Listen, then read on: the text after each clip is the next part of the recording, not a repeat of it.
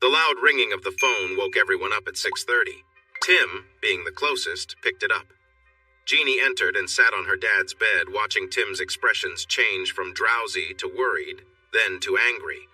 He let out a string of curses for about 20 seconds before sitting down and taking 5 deep breaths. Jeannie rushed over and sat beside him, but he shook his head and continued with the call. "I'm sorry for losing my cool, Jim. What do you have?"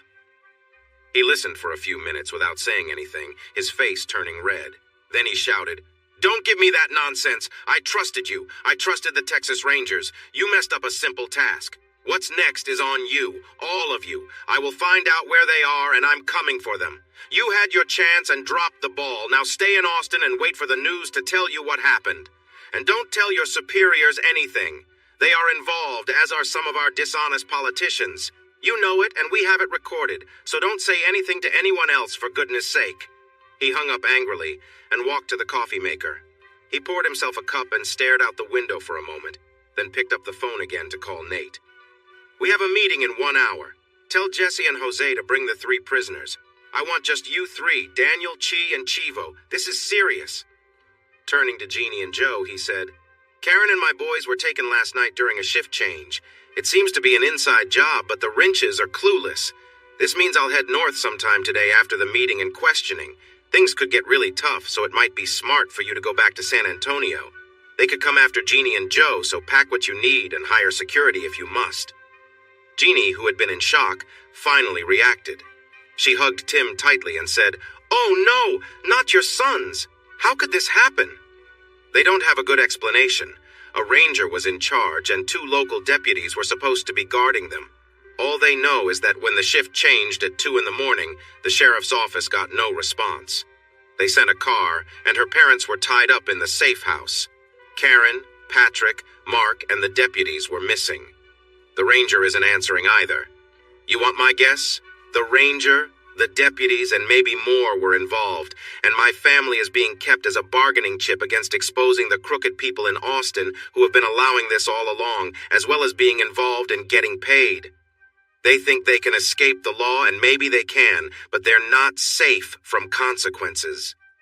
With that, Tim called his friend Will in New Braunfels. He gave a quick summary and mentioned he would need support. Will said he would inform Los Ratones in the area, and they would be ready to help. Jeannie was nervously wringing her hands while Joe packed his things and told Jeannie to do the same. She hugged Tim tightly and then hurried to the bedroom. Tim called Deputy Jackson. It took a little while for him to get to a private phone to call back. Tim shared his story and asked for help.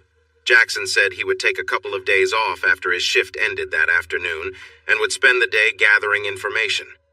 Nate arrived early, and 3 cars followed him closely. Everyone he asked for was there, but Sheriff Rodriguez was also present. Tim looked at Nate and then at the sheriff. "You probably don't want to be here, Sheriff," he said. Miguel glanced behind him, frowned, and said, "I don't see a sheriff here. I'm with my friends for the fishing tournament." Tim waved Miguel over and they embraced. "Those wrenches can't do anything right," Tim said firmly. They entered the cabin, grabbed the coffee cups Jeannie had prepared, and sat around the table. "Where are Los Angeles?" Tim asked, looking concerned. "Secured off-site, just in case. Let's discuss this a little, and then we can ask for their help," Nate replied calmly. "Let me start," Miguel said. "I've been on the phone all morning and learned some things that might help." He shared what he had found out from different sources, including Jim Boyd. Turning to Tim, he added, "I should mention that Jim Boyd is feeling pretty ashamed. He's taking time off and coming down for the fishing tournament himself.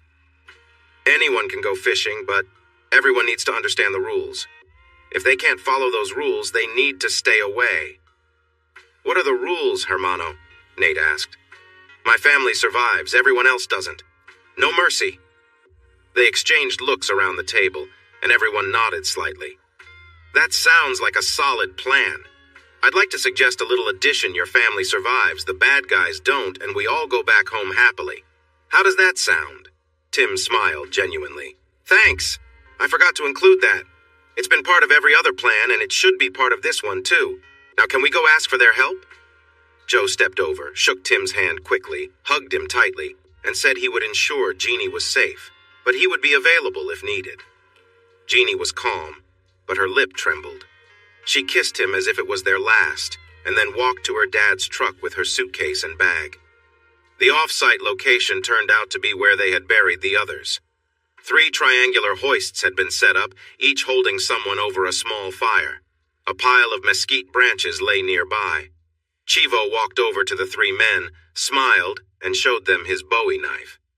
"Which one do I pick? You can't cook all 3. I want some fun too." 30 minutes later, they had gathered everything they needed. "The drug cartels keep their information separate, but these guys are too foolish and overconfident," Miguel said.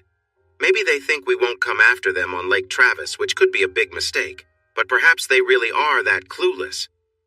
"They think the big bosses will protect them like before," Nate added.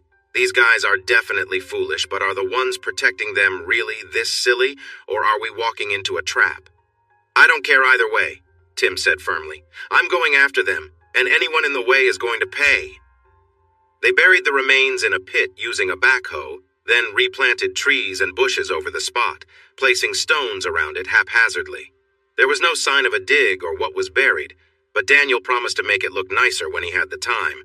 By morning, it would blend in with the rest of the land.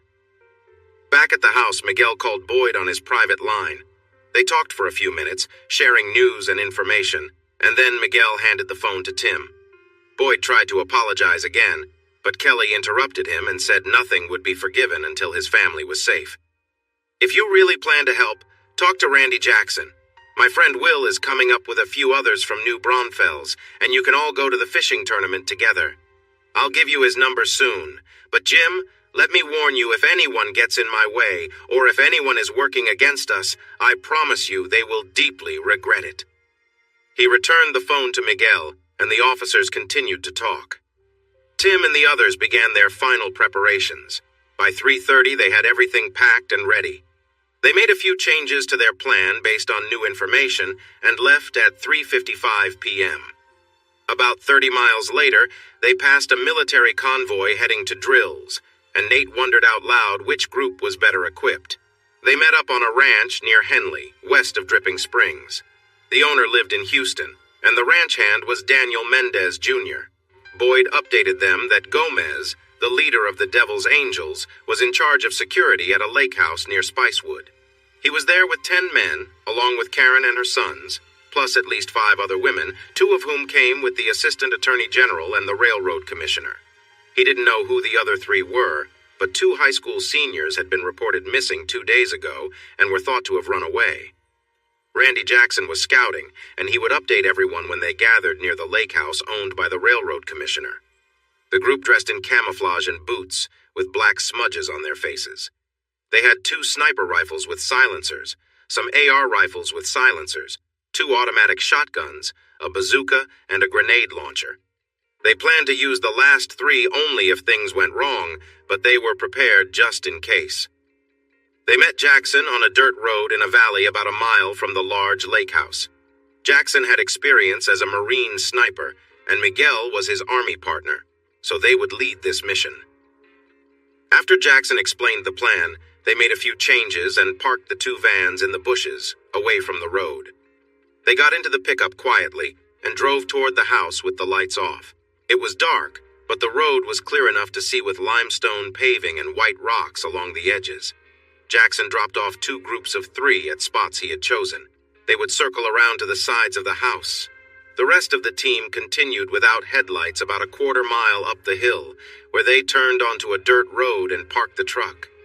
Miguel went to the right with 1 sniper rifle, while Randy Jackson went to the left with the other. They aimed to cover a wide area together. The distance was easy, but they wanted to take out as many targets as possible at the start, so careful timing was very important. Tim, Nate, and the 2 Mendez brothers quietly climbed the hill, spread out, and used binoculars to find the people inside the house. The 8 guards outside were easy to see. They were carrying rifles but seemed careless, wandering around the backyard and chatting with each other. Jackson and Miguel, each with a sniper rifle, had overlapping fields of fire. Their shots would signal the others to move from the bushes toward the house. The main attack would come from the front as well as from the right and left. The snipers would wait a few moments to provide cover before the other 10 men entered the house, which was perched on cliffs above the lake, with no way to escape on the east side. 2 guards were talking on the southwest corner, and 2 more were on the northwest corner when each sniper fired twice. They heard a soft poof from both sides. One was the sound of the shot being fired, and the other was the sound of the bullet hitting the target. The 4 guards fell to the ground silently. The remaining guards were casually patrolling the area when they, too, were taken down quietly. 3 teams moved swiftly across the open field, approaching the house from different directions. They quickly checked the guards and then advanced toward the house's patio, moving along the walls. Carefully, they peered through the windows, using hand signals to communicate the number of people they could see inside. There were 6 people in the living room on the first floor, 2 women and 4 men, all gathered near the bar. Tim, Jesse, and Jim Boyd's teams quietly entered from different sides of the house. Tim led his group through the front door, while Jesse's team entered from the south, and Jim's team came from the patio side. Once inside, Tim signaled Jim's team to watch the stairwell while his group moved closer to the bar. They closed in behind the 4 men, and Jesse's team positioned themselves near the 2 women. 6 silenced weapons were raised. The men saw Jesse's team approach, and the women spotted Tim's. Tim spoke quietly but with authority. "If you make any noise or try anything, you won't live to regret it. Do you understand?" They nodded in fear. Tim continued, "I'm here for my wife and 2 sons. Where are they?" There was a tense silence. Tim drew a short blade from the sheath on his back and placed it against the neck of one of the men. "You have 10 seconds to answer, or you'll never speak again. 10, 9, 8. One man quickly rasped, "Upstairs! They're upstairs!" Tim pressed further. "Where upstairs exactly?" Another man, glancing at Tim with disdain, spoke up. "Kelly, I should have known it was you. You're in way over your head. Let us go and we'll give you the kids. But we're keeping your wife. Not that you care, right?" Tim recognized the voice. "Well, if it isn't the ex-sheriff, fancy meeting you here. So tell me, why am I in over my head? It seems like we're the ones in control." The sheriff sneered. "You have no idea who you're dealing with. If you survive tonight, and that's a big if, we'll hunt you down. Then we'll come for everyone you care about. We're more powerful than you can imagine, and we don't show mercy." Without a word, Tim swiftly acted, cutting the throat of the man in front of him. In a single motion, he struck the ex-sheriff, knocking him to the ground with a heavy blow that shattered his jaw. The sheriff collapsed, blood spilling from his mouth, fear filling his eyes. Tim stood over him and delivered the final strike, ending it. "Not tonight, Sheriff," Tim muttered. Turning back to the others, he leveled his gaze at one of the women. His voice calm but serious, he said, "Tell me what I need to know, or you'll join them." Tim continued his countdown. 9, 8. When one of the women dropped to her knees, her voice shaking. "Please don't hurt me. The boys are locked in a small bedroom upstairs, all the way down the hall to the left. The blonde woman and 2 girls are in the big bedroom across the hall, the one with the glass wall overlooking the lake." Tim shifted his attention to the second woman. "How many men?" he asked. She quickly answered, "I think there are 6, but it could be more, maybe 9. I saw the Gomez brothers and General Spieth go upstairs with some men I didn't recognize, but I've been downstairs most of the night." She pointed at the man beside Tim. "Commissioner Landon knows more." Tim turned to the commissioner, touching the tip of his sword to the man's nose. "Commissioner?" Landon, attempting to maintain some control, responded, "We need to negotiate something here." But Tim quickly cut him off, pressing the sword into his nose, leaving it bleeding. "No negotiations. Tell me, or else." The commissioner grabbed his nose, about to shout, but Daniel, one of Tim's men, quickly knocked him out with the butt of his rifle. The commissioner collapsed, leaving Tim to face the last man, who remained calm. "Your turn," Tim said, watching him closely. The man, unfazed, replied, "There are 2 guards with AKs and 8 others upstairs. Among them are the Assistant Attorney General, a Texas Ranger, a Deputy Sheriff, and a cartel leader. You might want to reconsider if you plan on getting your family out alive." Tim, unimpressed, mockingly replied, "Oh no, not the Devil's Angels cartel." He narrowed his eyes. "Are the Gomez brothers up there too?" The man nodded. Yes, both Manuel and his brother. The women upstairs have stopped making noise, so who knows if they're still alive. But you should be more concerned about Spieth. He's worse than the rest. And who are you? Tim asked, his tone serious. The man stared straight ahead. Someone you don't want to mess with? Tim nodded toward Daniel, who fired without hesitation, ending the conversation. I guess I won't, Tim said as the man fell. Tim turned back to the women, his voice stern but calm. Now, you've seen what happens. Commissioner Landon might live a little longer because he still has some explaining to do about this whole operation, but you two will stay quiet. We'll deal with the situation upstairs. If we hear anything from you, it won't end well. Just then, Miguel and Randy entered, alert and ready, each holding an automatic shotgun. Tim nodded, signaling them that the real challenge lay ahead as they prepared to face the men upstairs. Jesse quickly brought the team up to speed, and they all moved together up the stairs. No guards were in sight as they approached the hallway, but voices could be heard coming from the bedroom on the right. Tim nodded to Chivo, who took the lead, holding throwing knives in each hand. The others spread out, taking positions at doorways on either side. As Chivo approached the two men near the open door, he called out, "Vatos! ¿Qué pasó?" Startled, the guards stepped back, pulling the door partially closed and raising their weapons. "Who are you?" one of them demanded. Without hesitation, Chivo threw both knives, each striking a guard in the throat. The men dropped to the carpet, their rifles falling silently on the thick floor. Tim and his crew quickly moved to the doorway, listening for any signs of alarm inside the room, but the voices continued without change. They dragged the guards out of the way and took their positions by the door.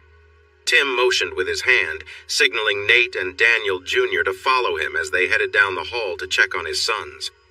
Entering the room, they found the boys asleep together on a large bed. Tim sighed in relief and quietly backed out, instructing Nate and Daniel to watch over them. "We've got them," Nate assured him, locking the door behind them. Back at the master bedroom, Miguel and Randy stood ready at the door, shotguns in hand, waiting for Tim's signal. He carefully opened the door just enough to peek inside. The scene was horrific. Katie lay on a large bed in the center, motionless and pale, while two young women on either side of her were sobbing. The women were being held by men with knives pressed against their faces. Katie was being hurt by a small man, her head pulled back unnaturally, and she seemed eerily still.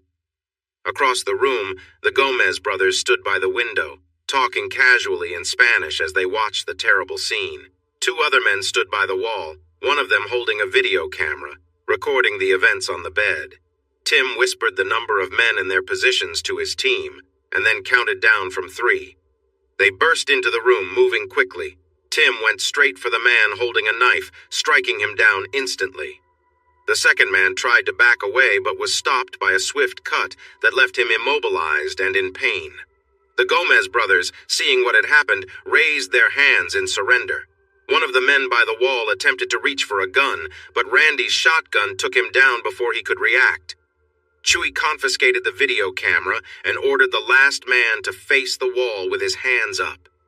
Tim turned his focus to the man hurting Katie, realizing in horror that she was being strangled by something the man held. The attacker froze as he locked eyes with Tim, and the room fell silent as the rest of the team secured the area. Tim lifted his sword and moved forward.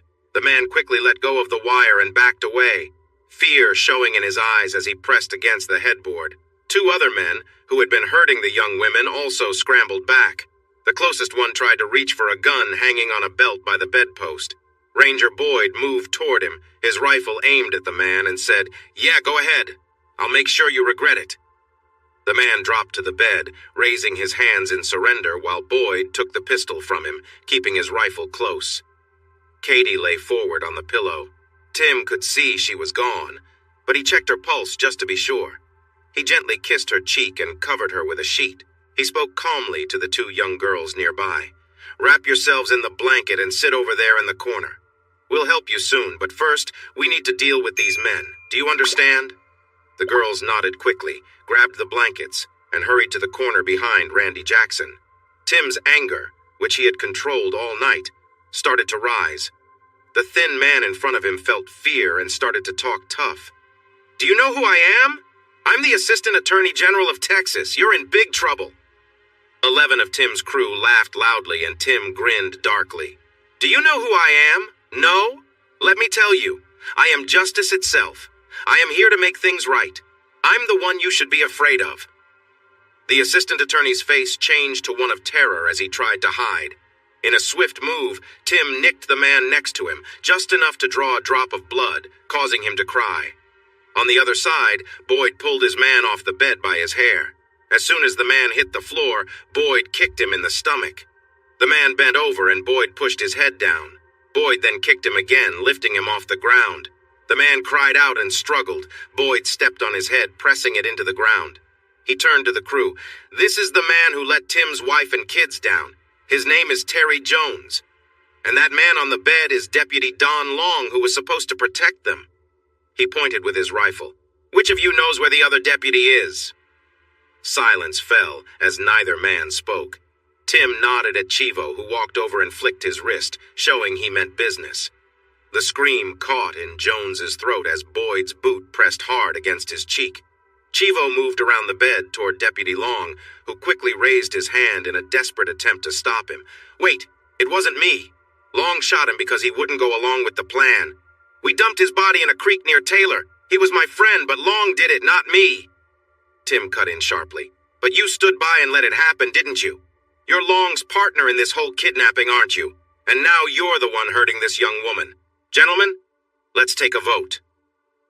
In unison, the team cast their verdict. Guilty. Tim nodded to Will and Guillermo, 2 members from New Braunfels. Find out what else he knows, Tim ordered, then carry out his sentence. Chivo grinned, ready for the task, knowing his role in the battle ahead. The deputy was dragged from the room, his muffled cries echoing down the stairs, but they fell silent within minutes. Meanwhile, Randy stood guard over the cameraman as Tim, Daniel, Chuy, and Jesse formed a semicircle around the Gomez brothers. Despite their reputation as cartel leaders, the Gomez brothers looked terrified. Andres had even soiled himself, leaving a mess on the floor as they pressed against the glass wall, desperate. Manuel, the older brother, tried to negotiate, offering them large sums of money in exchange for their freedom. Chuy stepped forward, flicked his knife, and calmly cut a piece of Manuel's skin. His scream filled the room, but when it quieted, Chuy said, You won't get off easily, but you might survive. That depends on how angry El Rey de los Ratones is. Teo, what's your call? Tim didn't hesitate. Take them downstairs to Chivo. He'll be done with the other ones soon. Tell him to make sure they remember every life they've destroyed, every girl they've trafficked, every crime they've committed. Tim's voice grew cold. And remind them of his niece. He can carve her name into them if he feels like it. Tim paused for a moment, then added with a small grin, Before you take them downstairs, tell them what happened to the men they sent before and what's coming for their families. Let them know their empire is done, and their relatives won't survive the week. Turning to the Gomez brothers, Tim spoke again, his voice harsh. If you have any last words, now's the time, cabrones. Both brothers began pleading frantically, begging Tim to spare their families, insisting that their relatives were innocent. Tim's smile returned, darker this time. My sons were innocent. Did that stop you from taking them? Did it stop you from planning to kill them? Did your innocence stop you from kidnapping and selling countless young women into slavery? My wife was innocent, yet you had her harmed. So no, cabrones, you and your families will face the consequences of your actions. Tim looked at the Gomez brothers, then spoke coldly. Many people will pay the price, though not as many as those you hurt, those you drugged, sold, or worse. Your legacy will be one of pain, and no one will be left to remember you or mourn your passing. Your line ends here. He motioned toward the door. Take them away and make sure they pay for everything they've done. The brothers, who once carried themselves as powerful criminals, now whimpered and begged as they were led away, a stark contrast to their former reputations as cartel leaders. Tim chuckled darkly. The devil's angels? More like cowards who preyed on the weak. By the time they're finished, they'll regret every choice that led them here. Turning his attention to the man lying injured on the floor, Tim gave more orders. Miguel, Jose, take him downstairs. Find out what he knows. Don't let him go until we have every bit of information we need. We need to understand his role in this mess. Randy stood guard as Tim approached another man who was still facing the wall, his hands raised in surrender. Randy, keep an eye on the one on the bed. If he tries anything, stop him, but leave him for me. Tim moved closer to the man at the wall, his voice calm but filled with menace. You've got until I count down from 10 to tell us who you are, what role you play in all of this, and why we shouldn't make you regret your silence. Start talking before I reach 0. 9, 8. The man, trembling, broke down before Tim finished counting. I'm Adam Ballard, General Spieth's Chief of Staff.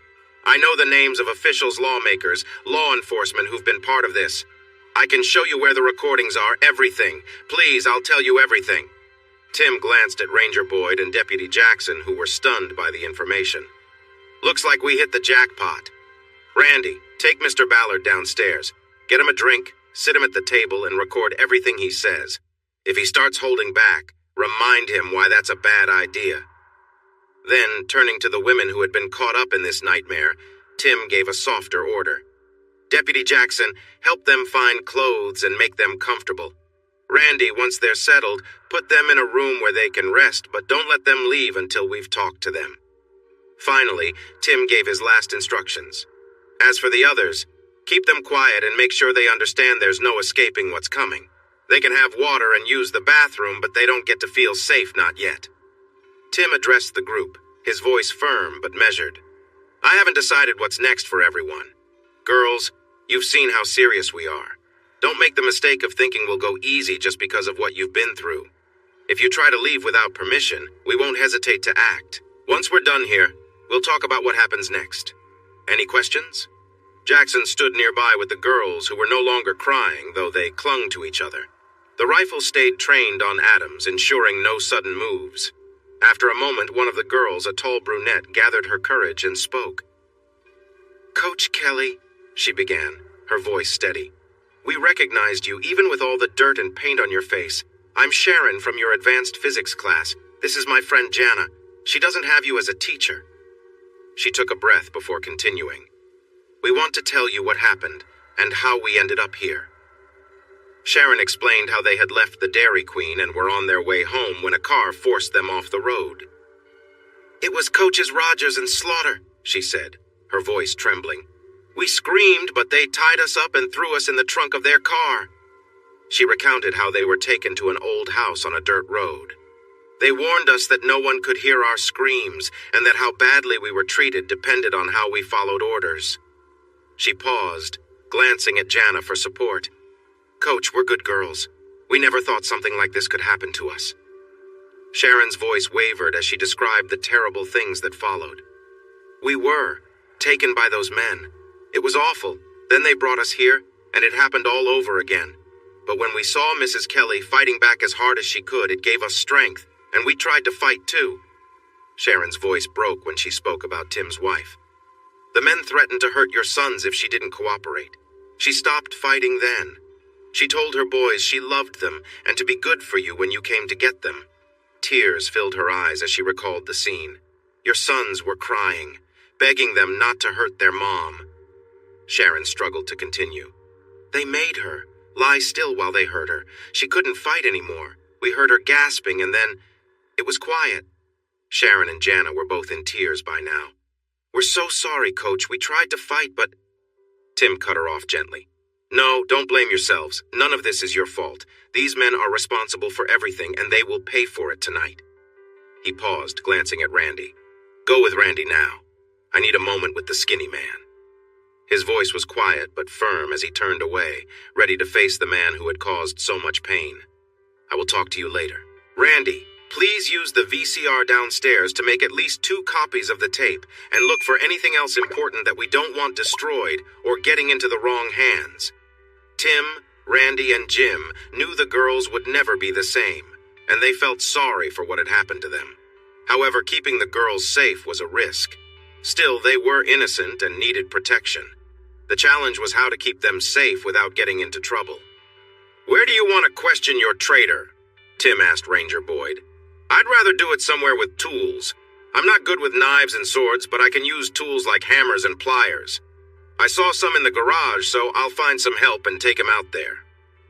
You understand that after what we just saw and heard, I plan to take my time, Jim said with a sneer. This guy isn't going to enjoy what he did. Send Will, Guillermo, and someone else if you can spare them, just not Chivo. He has enough on his plate. Assistant Attorney General Spieth continued to whimper on the bed, only a few feet from Karen's body. Tim moved closer and put the sword against his back, making a long but shallow cut. Blood came out, and Spieth yelped in pain and fear. He lost control right there. Tim laughed at his fear. Will, Guillermo, and Jesse soon entered the room. Help him relax a bit, but don't hurt him too badly. I'm taking Karen into another room.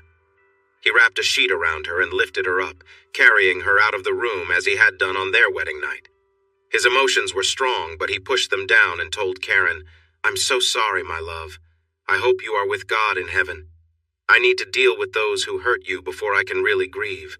You died a hero, protecting our boys the best you could. If only I had known to come sooner to save you. He gently closed her eyes.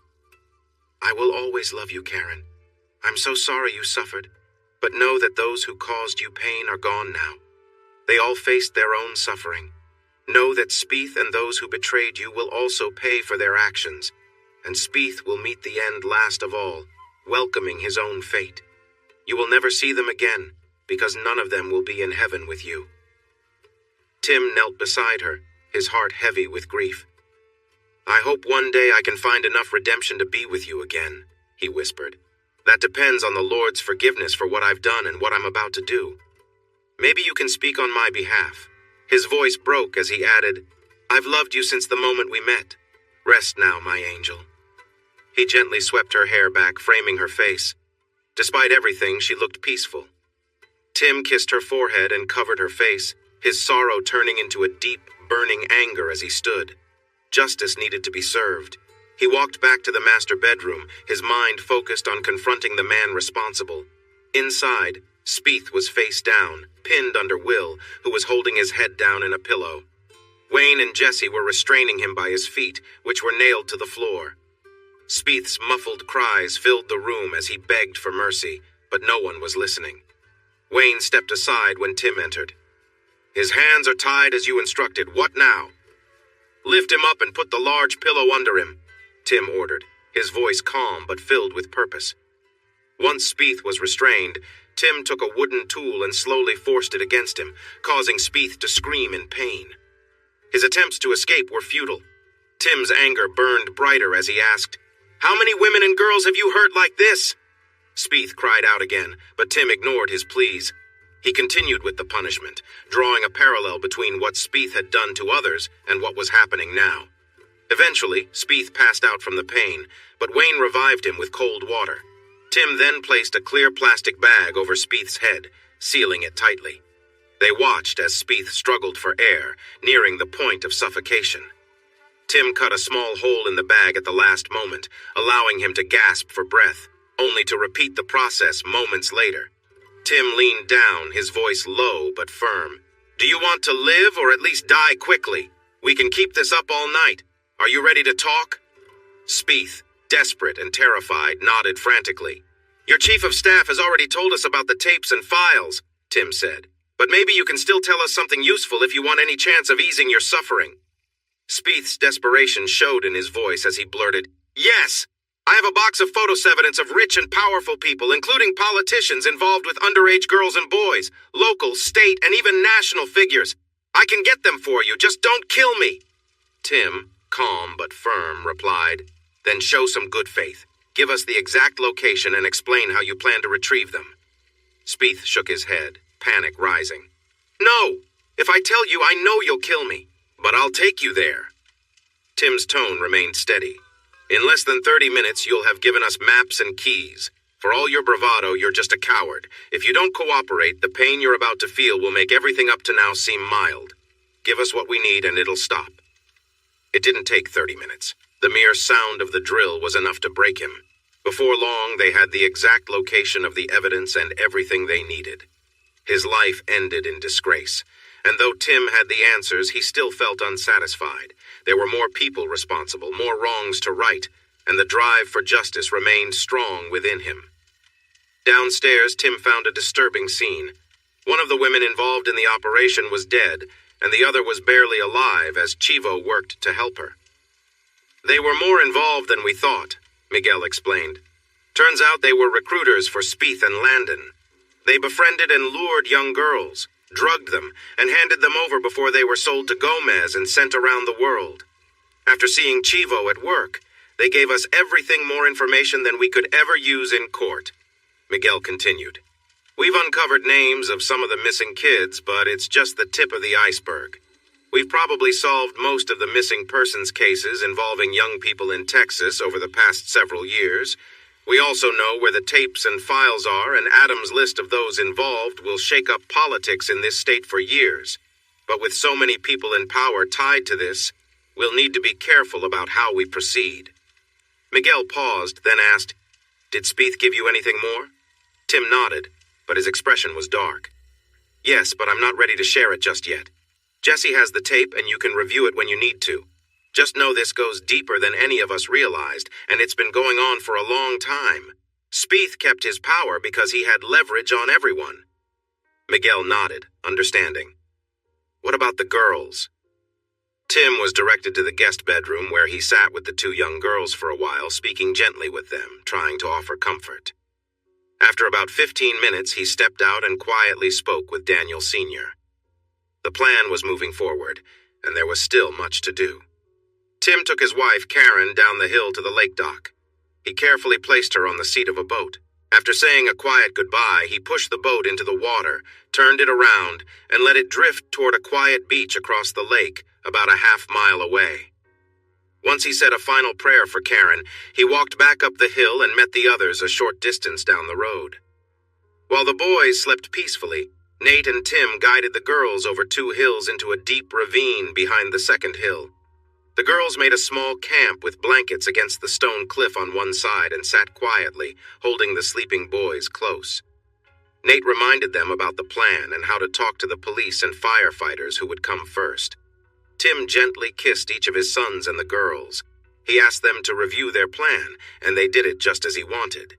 Nate praised the girls for their bravery and hoped for a chance to meet them in happier times. The other men waited on the road in their cars. Nate and Tim got ready, and they drove away. About 30 minutes later, they arrived in the small town of Bee Cave, where Tim got out and used a payphone to make a call. As they turned their vehicles north, they saw a large fire in the distance and heard police sirens. They watched as the local fire department rushed to respond and parked their trucks just down the road. The men said a quick prayer and drove back to the ranch near Dripping Springs.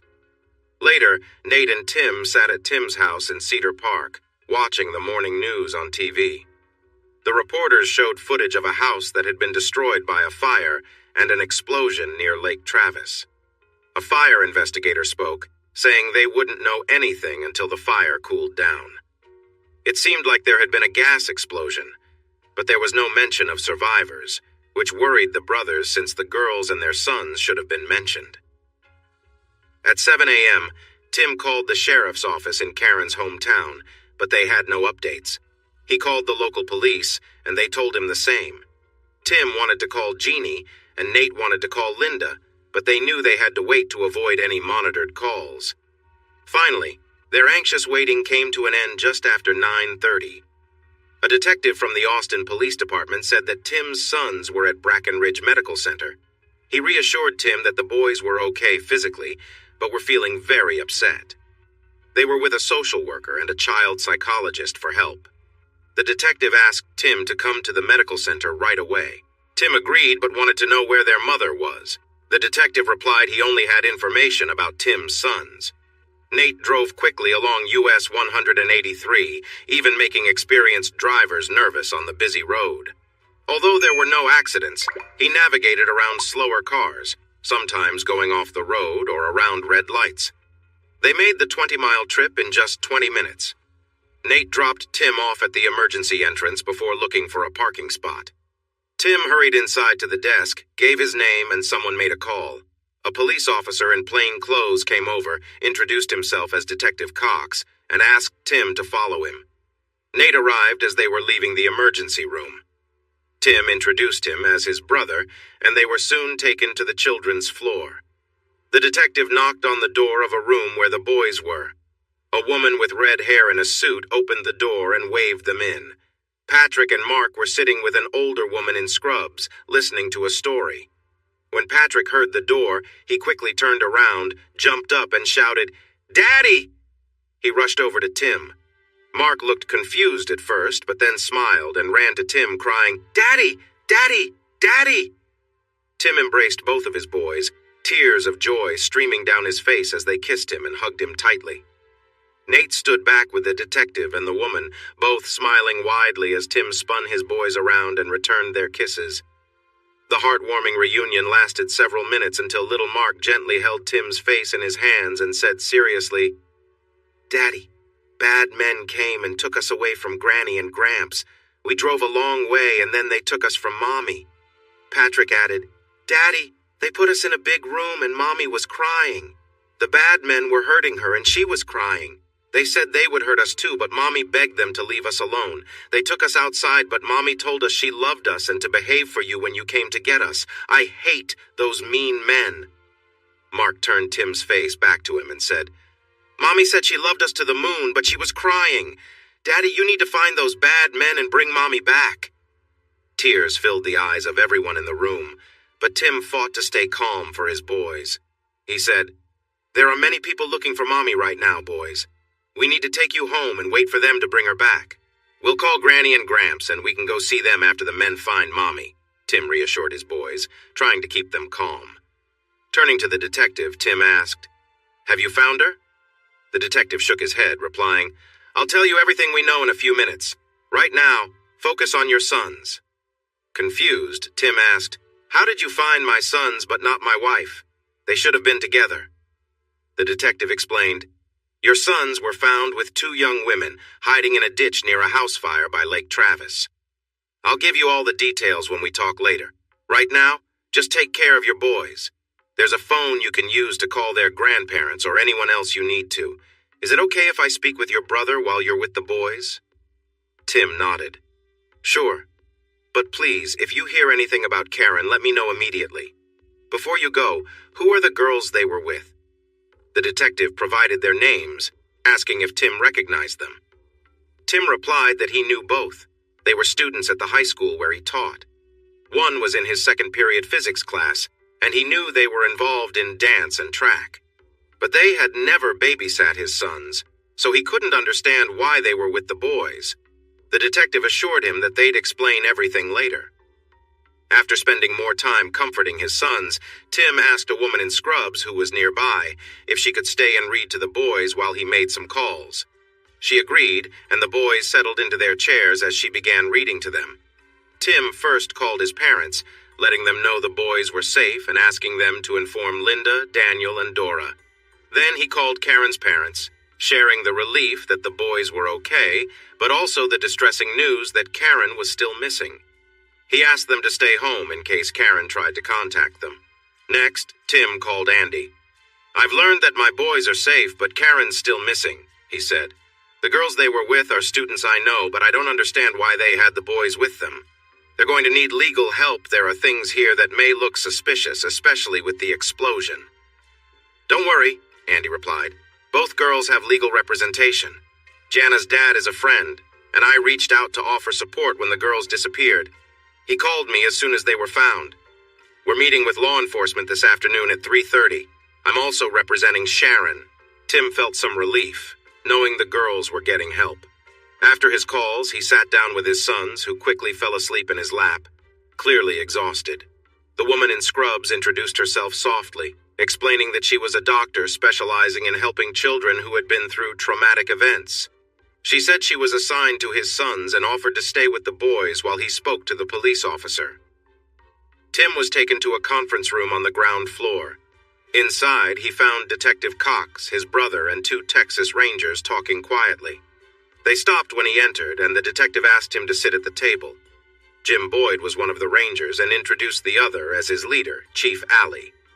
The serious tone of Chief Ali's voice matched the concerned looks on the faces of the officers and Tim's brother. "Mr. Kelly, we have some sad news. We found a body on a boat across the lake from a house that exploded last night. We believe it may be your wife. We will need you to identify the body, but your brother has tentatively identified her as the woman in this photo. Can you take a look?" Tim entered the room filled with emotions he had kept inside. The photograph of Care broke that floodgate, and he cried deeply and openly for several minutes. No one spoke or tried to comfort him, but they all felt his pain. Once he calmed down, Tim dried his eyes, looked at the chief, and confirmed, "That is Care. Karen, my wife. I'm sorry for my outburst. We had some problems in the past few months. Many hurtful things were said and done, and now we will never have the chance to resolve them. I loved her deeply from the moment I met her, and now—" Tears fell from Tim's eyes again, but he lowered his head and stared at the table, not wanting to cry more over something he could not change. Boyd left, leaving Nate and Tim alone in the conference room. Nate placed his hand on Tim's arm and said, "I know those tears were real. Regardless of recent events, she was a remarkable woman, a great wife, and an amazing mother. We all make mistakes. Unfortunately, hers was a big one, and now you have two wonderful children to raise on your own. No one knows how things will turn out with Jeannie, but you know Linda and I are here for you, no matter what." "I know," Tim replied, "and that makes it easier. Those boys will need every bit of family they have left. As you said, she was a wonderful mother." Karen's parents arrived an hour later. The boys were asleep, and Tim was grateful for that when he had to tell them that Karen's body had been found. They were both devastated, and her mother needed calming medication from the psychiatrist assigned to her grandsons. While she was settling down, Tim went to the morgue to identify the remains, leaving Nate with the parents. He knew what to expect, but it broke his heart all over again. He wished he could confront those responsible for the pain they had caused. He remembered how Spieth had begged to be free before he was taken away, but if he had the chance again, he would have kept him around a bit longer. His only hope for getting back at those responsible rested on what Boyd might find when they looked over the film and recordings. He was eager for that moment. The investigator from the Travis Sheriff's Department who was looking into her case asked to speak with him, and he agreed without hesitation. The questions were not very surprising. They showed him just how little they understood, and the investigator did not learn anything from him. However, Tim found out that they had discovered the van with the severed fingers on a road near Pleasanton. They had identified Larry, Slaughter, and Benton by their fingerprints, and were working to identify others.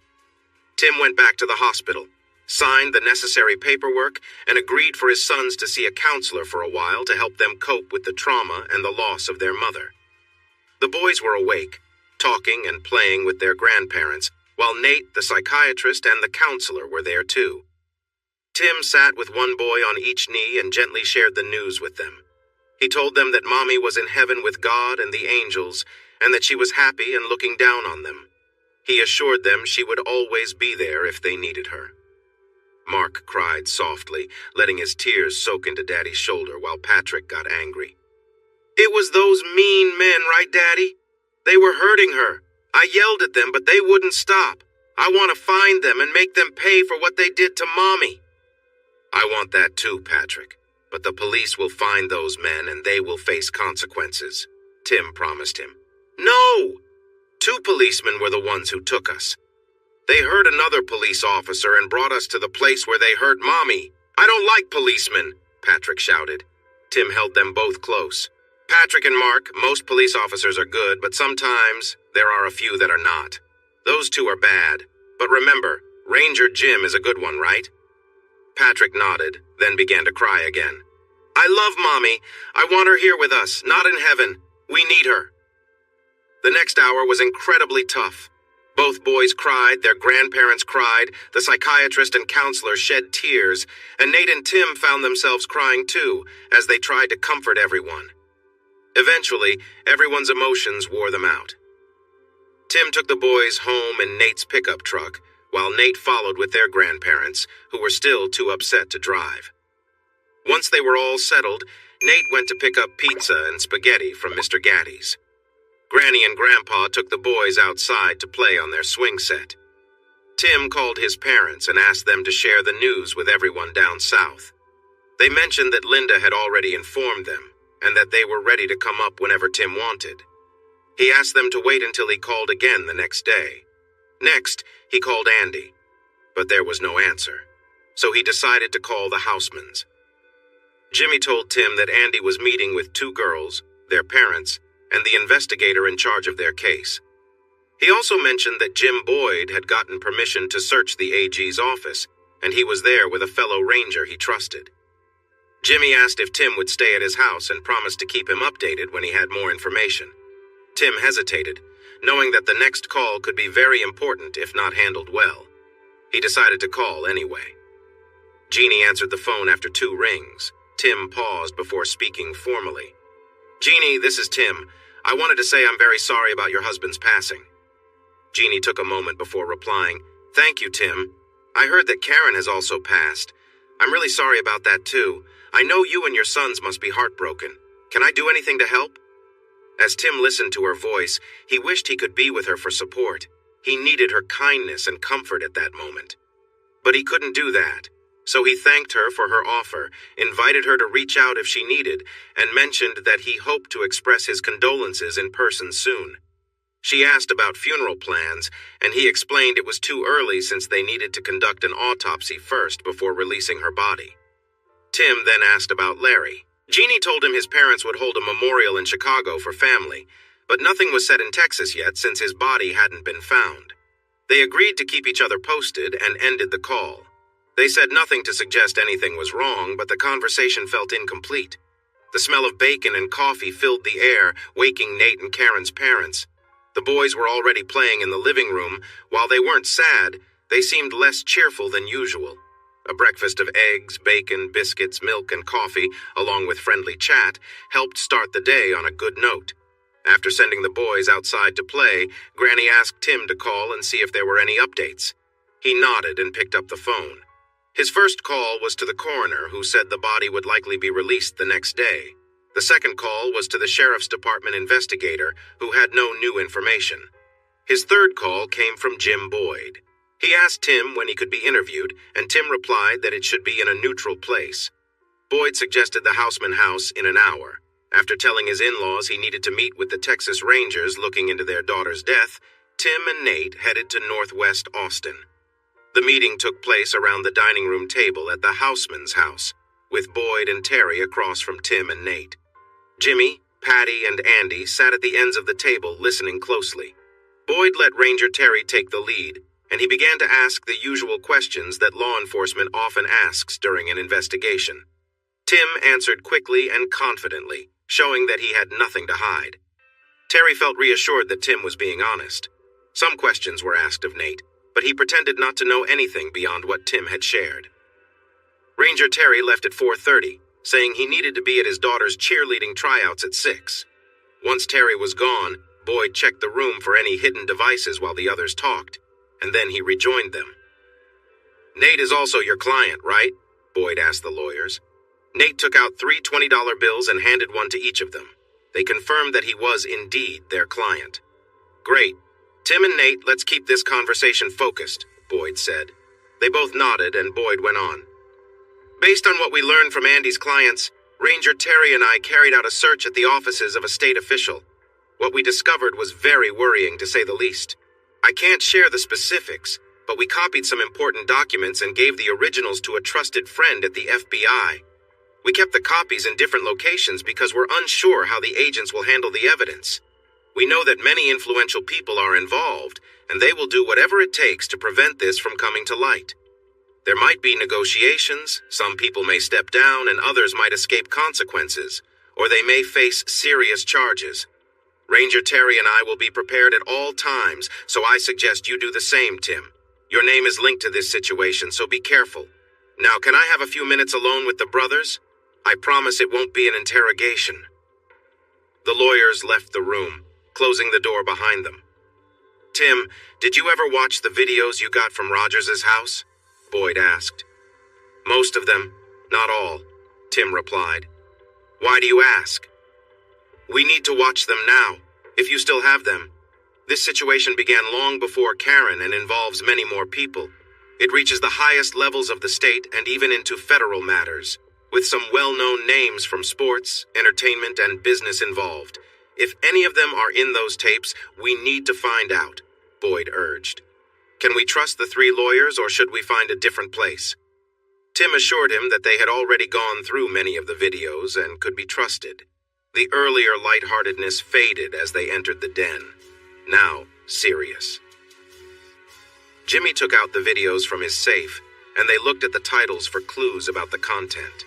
2 unlabeled tapes were wrapped together and seemed unused, but Tim noticed one looked partially used, so they prepared to watch it.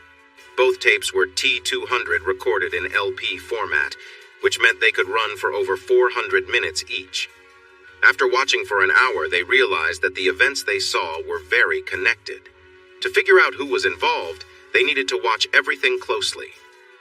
One thing was clear.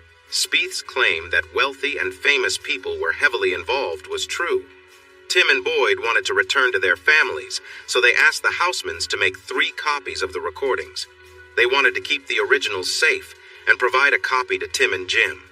The Housemans agreed and said they would store the copies in their safe until everyone could watch them together later. Before you go, Sharon, Jana, and their parents want me to keep you updated. Patty, can we use your office? 30 minutes later, they were heading home, happy that the girls' meeting with the sheriff's investigators went as well as they had hoped. The house was lively when Nate and Tim arrived. The boys were busy entertaining Tim's parents, his sister Jan and her husband Gary, along with Nate's wife Linda. Karen's parents were cooking hamburgers, while Grandpa Paul managed the grill and Granny Beth prepared the sides. Tim and his family had received condolences before arriving, and there were many hugs, especially from his mother, with a few tears shed.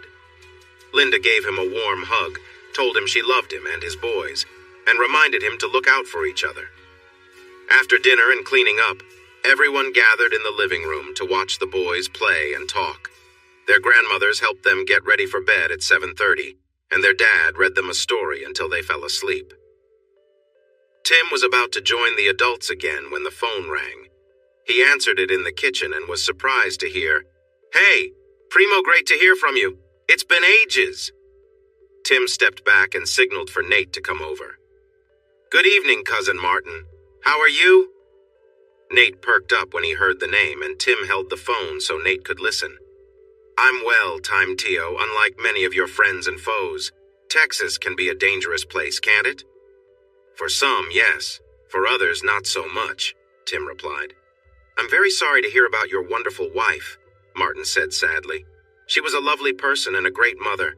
I know I don't need to remind you, but we had nothing to do with what happened, even if some people tried to suggest otherwise.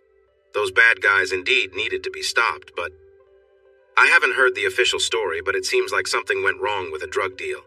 I never thought of you and your group, though. I figured you were at your place in Mexico by Lago Azucar, right?" "Yes, I was, and our local contacts weren't involved either. But we're friends. You know I would never hurt your wife or your kids." "I know, cousin, just like I would never hurt yours," Tim replied quickly. They both understood that their words were a bit uncertain, but it was important to say because Martin was about to propose something. "I guess the people who caused the trouble at the lake and those who left behind some clues thought using names from some local gangsters would confuse the police. Do you think they thought we would be found guilty even though we were innocent and had solid alibis? There are some well-connected folks in Texas who know who is involved and who has proof to show they weren't. I've heard the details don't match up. Some evidence points to one group of troublemakers and some to another. It seems the police are confused about the clues, but they aren't searching too hard because those people were already wanted. The reports say the clues were from people who have passed, confirming they are gone. I don't know much about what happened at the lake, but it looks like they are just trying to identify the remains. You have no idea, do you?" "I don't know, but I can check if you want me to," Martin replied. "I understand you, cousin. You want to find out who harmed your wife, your kids, and the other girls mentioned in the news. Do you need my help?" "Please, Cousin Martin, I do want to know, and I might need assistance when I find out," Tim explained. "For my cousin Teo, anything I can do, for free," Martin said cheerfully. "Good. Let me know if you find out more, please, Tim asked. Nate shook his head in amazement as they returned to the living room where everyone was quiet. Their dad, John Michael, asked, "What was that about?" "An unexpected call," Tim answered, "from Cousin Martin. He shared his condolences and offered to help in any way he could." "I thought I heard you calling him Cousin Martine. Who is he?" Karen's dad asked. "He's not really a cousin. In South Texas and northern Mexico, calling someone primo is a way to treat them like family, even if they're not related. I met him back when I was in college. He helped us with some problems then. He offered to help again, and I asked him to tell me if he hears anything important. He's a well-known figure in Mexico and has influence in Texas, so who knows? Maybe he can assist again," Tim explained. Linda, Nate, Tim, and their dad were drinking coffee in the living room, talking quietly and watching the early news with the volume low, when Tim suddenly sat up straight and turned the volume up a little. A replay of the Attorney General's update on the fire presented last night just before the 10 o'clock news was showing. He praised the good work done by AAG Spieth, calling him a man of character and courage, and promised to bring justice for those who harmed him. Tim looked at Nate, confused. "Is this how they plan to handle this? That doesn't make sense. They have the tape, they know what really happened. Enough of this, I'm done. It's time to take serious action." Tim left the shocked group in the living room and went to call Jim Boyd from the kitchen. "Good morning. I've been waiting for your call since last night, Tim. Before you get started, can you meet me for breakfast at that spot we both like? We need to talk," Jim said. Tim agreed and got ready. "I have a meeting with the ranger in charge of the investigation. I'll be back in an hour or I'll call you," Tim said, choosing a longer route to ensure he wasn't followed, as Jim suggested on the phone. Boyd sat in the last booth at the back with 2 cups of coffee. Tim began to speak, but the ranger interrupted him. "Listen first, then I'll listen to you, okay?" Tim nodded, and Boyd continued, "Many of the important people are at risk and they are all coming together. I'm not sure what I can do. Do you have any ideas?" "I do," Tim replied, "because I saw this coming. Want to hear it, or would you rather not know?" "Let's hear the plan," Boyd said. Tim nodded, checking to make sure no one was watching. He shared his idea with the ranger. "I have a friend from college who is making a name for herself in television news. She's passionate, hardworking, and she believes strongly in our rights. She will chase a story no matter what. She's also very clever, and she gets really upset with arrogance and misuse of power. I plan to share some video and audio with her, help her gain an audience, and then give her even more." "When is the AG going to speak again?" Tim asked. "Not until Thursday at 11 unless we give him something sooner," Boyd replied. "Don't do that," Tim urged. "That will work perfectly. She'll be in Austin for the press conference, I promise. Will other law enforcement be there with him? Will you be?" "Yes and no. I'm second in charge in case they need a scapegoat, but I'm being told what I can say and do. I'm not important enough to be on stage with them." "Well, that's good. You've got about 75 hours to find a safe place," Tim warned. The AG confidently took the microphone and gave his update. He was joined by the DPS chief, the Law and Order Lieutenant Governor, and several strong supporters of strict law enforcement. He concluded his speech by once again praising AAG Spieth and opened the floor to questions from a few reporters. At first, AG West handled the easy questions from the reporters smoothly, but then Carol Ann fired off a series of tough questions. AG West became more nervous as Carol Ann, a smart and attractive woman, continued with her well-researched inquiries. The men behind him seemed to shrink back. He tried to bluster and claimed her questions were misleading, but other journalists showed they were also informed. He received no support. By the time his PR person pulled him off the stage, saying he had other appointments, it was clear he was in deep trouble. As he left the stage, the lieutenant governor confronted West and instructed him and the others to come to his office for a meeting. Unfortunately for the lieutenant governor, by the time he walked to his office, his wife was on the phone, angrily discussing a video she had seen. He could barely make sense of what she said, but he caught her last words. "How could you? You have daughters that age." He hung up the phone, looked at the group of men, and ignoring his female secretary said, "We are in big trouble." With that conversation, the focus of the meeting shifted from trying to discredit Carol Ann to saving what they could. their careers, their power, and their families. That same day, altered videos appeared on the Houston station where Carol Ann worked. The videos showed young girls and older men, and it became clear who was involved. AAG Spieth, AG West, Lieutenant Governor Daniels, and several legislative leaders. A few days later, business leaders, a senator, and 3 congressional representatives were publicly linked to the scandal.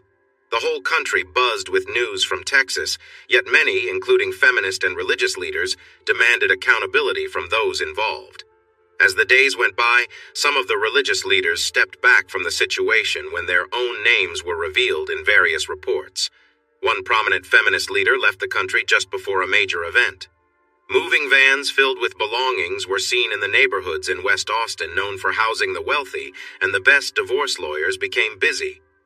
The governor kept a low profile, stating he would let the system handle the issue before taking any action. By the end of the second week, he seemed a bit more relaxed. But then he found Tim sitting at his dining table with his wife, who looked very upset. Although the governor's video was never aired, news of his resignation to return to his law practice came out 2 days later. One of his last official actions was to appoint Jim Boyd as the director of the Department of Public Safety. This was following the passing of the previous director, who sadly died by his own hand shortly after a video was released. Karen was laid to rest in her hometown, next to her beloved grandmother.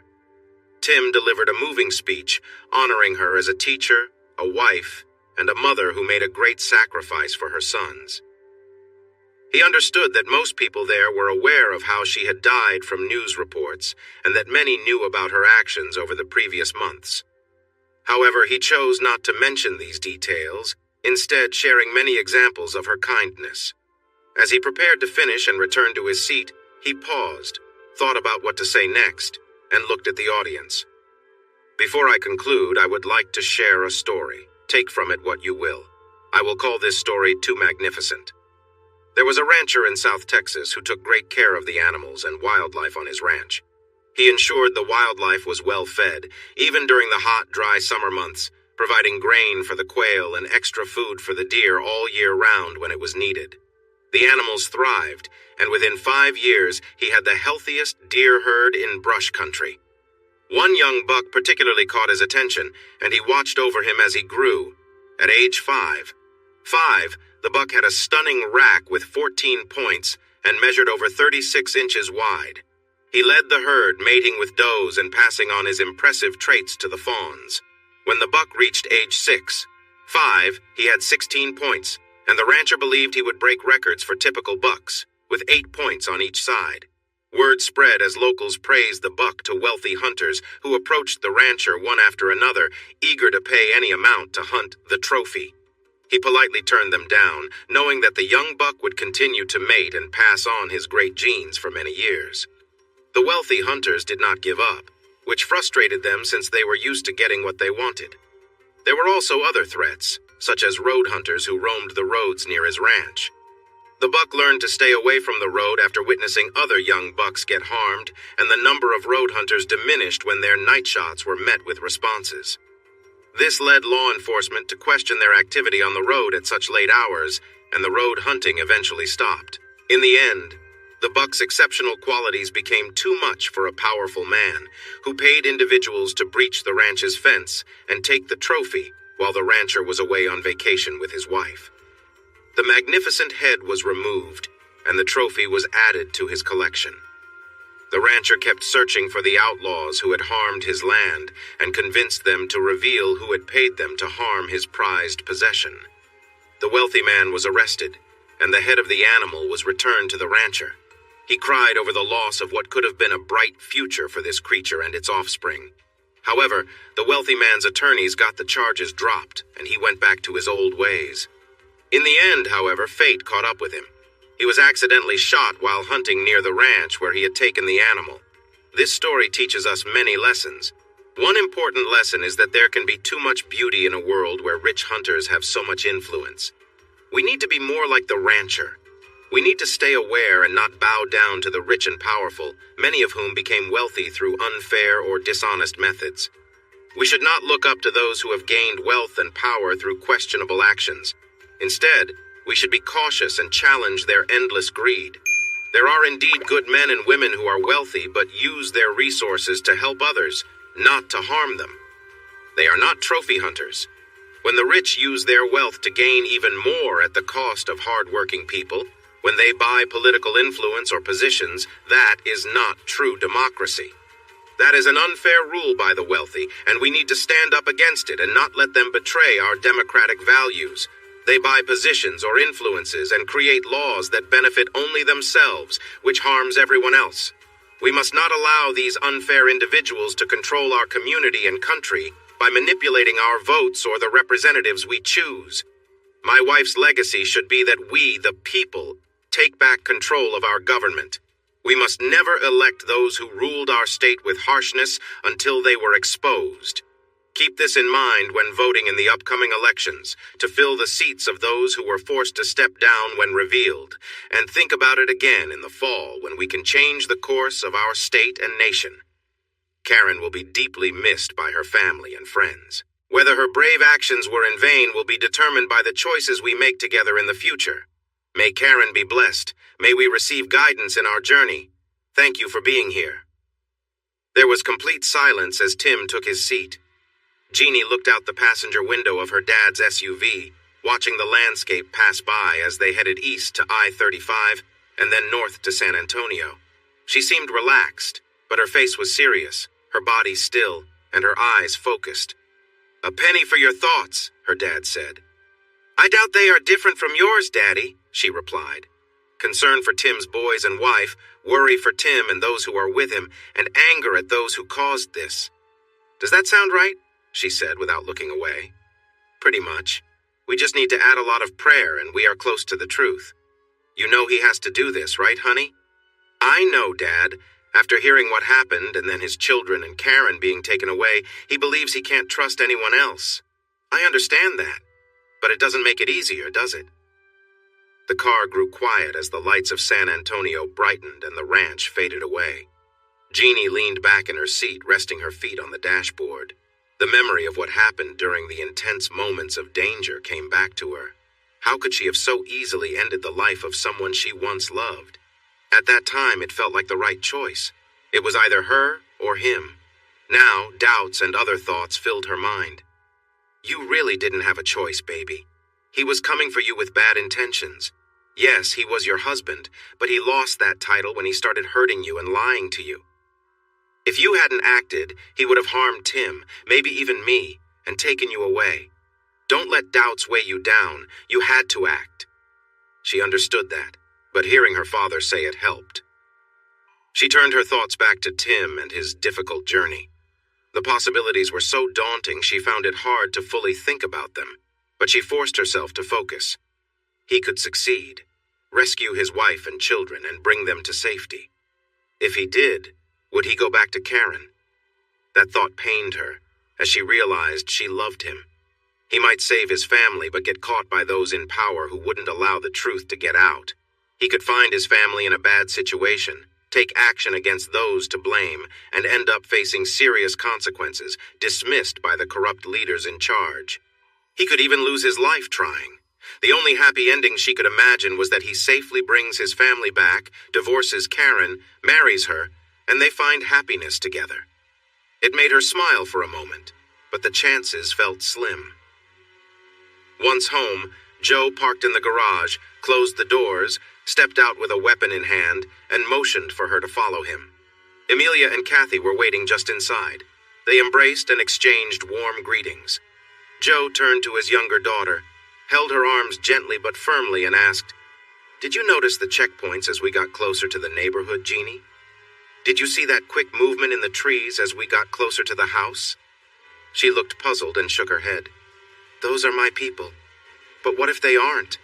I really dislike that we are in this situation, but you need to stay alert. Your safety and ours might depend on it. We don't know who they are or what they know, but they do know you are Larry's wife and there's a threat against you. What happened in Texas doesn't change that. You are still in serious danger, and so are your family and anyone with you. The threat didn't disappear because some of them are gone. If anything, the danger has increased.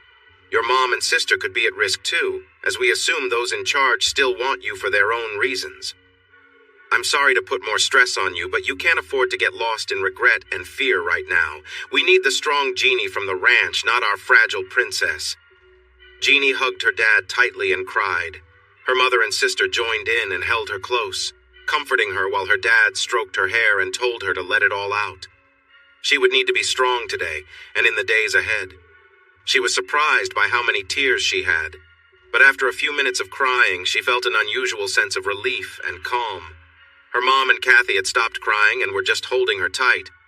Finally, she released her dad, stood up straight, and said, "Thank you, my dear family, I really needed that. I guess I had to let it out to face everything that has happened recently and the uncertainty of what's to come. Mom, Kathy, let's gather around the kitchen table so we can talk more." It took more than an hour for Jeannie and Joe to share the full story and explain their current situation. There were moments when Kathy gasped, and times when her mother closed her eyes, struggling to take in the weight of their experiences. Hearing about Joe's past in Vietnam was one thing. Having her daughter involved in such dangerous events was something different entirely. All four of them had tears in their eyes at times, but they accepted that some things must be faced head-on. While the talk was still fresh, Joe showed Jeannie where he kept some items in the house for protection and suggested she keep a small one with her. He gave similar items to his wife and older daughter along with the same advice, and then they worked out a plan to defend themselves if there was ever a threat. Joe reminded all three of his daughters that their safety should always come first. "Can you believe it? 6 weeks ago, I was married to Larry and had no clue about everything happening around me," Jeannie said, shaking her head in disbelief. "I must have been totally unaware, and I regret not leaving the first time he hurt me, not even 6 months after we tied the knot. Looking back, I wanted him to be someone he wasn't. I ignored the bad parts, focused only on the good, and held on so tightly that it's no wonder he didn't respect me. Sweetheart, I think part of the issue comes from how your dad and I raised you. You were always so happy, bright, and loved by everyone in school. We didn't prepare you for the tough times or for people like Larry. It was a hard lesson to learn, but now you've faced it and moved on. All you can do is learn from that and keep going." Am I making the same mistake with Tim? He seems perfect in my eyes. Am I missing something with him, just like I did with Larry? I hope I'm not, because I've never felt this strongly about anyone before. But I think I need to hear what others think. Kathy shook her head. Alan thinks he's a great guy, and I feel like he really likes you. Amelia reached across the table to hold her youngest daughter's hand. Honey, I don't know Tim well, but I see things in him that I never saw in Larry. We hoped Larry would become a good husband and someday a good dad, but he just didn't change. He seemed more focused on controlling you than building a strong relationship. We worried so much about you and about him. I don't see those same issues with Tim, but Joe knows him better. What do you think, Joe? Never compare your ex-husband to Tim, Jeannie. They are completely different. As your mother said, Larry was not what he seemed. He showed no real values, character, or courage. Tim has plenty of all three, maybe even too much. I've seen you two together, and there's definitely a strong connection between you. He paused to smile and laugh at his blushing daughter, who seemed to remember that connection. Still, I'll advise you again like I did before. Take it slow. He chuckled again. Or at least try to. When you two are together, it's like a whirlwind that sweeps everyone up. I should have kept you apart, but it's hard to ignore how you feel when you're around each other. Well, that's all in the past. Now let's hope Tim and his team succeed, and then we can move forward. Honestly, I don't know what the future looks like for you or for Tim, who is caught in a storm he didn't cause. I understand that you both care for each other, but sometimes love alone isn't enough. So, I realize we are talking about things we can't control. How would you feel about going to the chapel to pray for help and for good to win over bad tonight? Father Jose saw them in the chapel and noticed their shared mood. He went into the confessional, turned on the light to show someone was there even if it wasn't the right time, and waited. First came Amelia, then Kathy. Their confessions worried him a bit, but they were not unusual for a priest in San Antonio. However, the confessions of Joe and then sweet Jeannie, whom he had seen grow up and married in this church, were of a seriousness he hadn't faced since his time in Rwanda in the early 1970s. There was no single prayer he could give them to cleanse their hearts, so he advised them to pray often and sincerely, prayer without stopping. After they left, he prayed for them repeatedly. He wished he could have told them to promise never to do those things again, but if they hadn't acted, good men might have been lost, and Jeannie could have been in a bad situation. He had seen the effects of evil when good does not fight back, and he couldn't blame good people for defending against darkness. Years before, Emilia had convinced Joe to build a screen-it-in chapel and dining area near his barbecue pit and outdoor kitchen. The back wall of the chapel was decorated with crosses and crucifixes, and a statue of Mary looked down from a high platform. As night came, Joe asked if they would like him to grill steaks and vegetables and eat in the chapel. They thought it was a wonderful idea, especially when he brought out his boombox and played lively gospel and praise music. They enjoyed a cheerful family conversation to keep Jeannie's mind off the worries of the rescue mission, which seemed to help her a bit, even if the tension was clear in her and her father.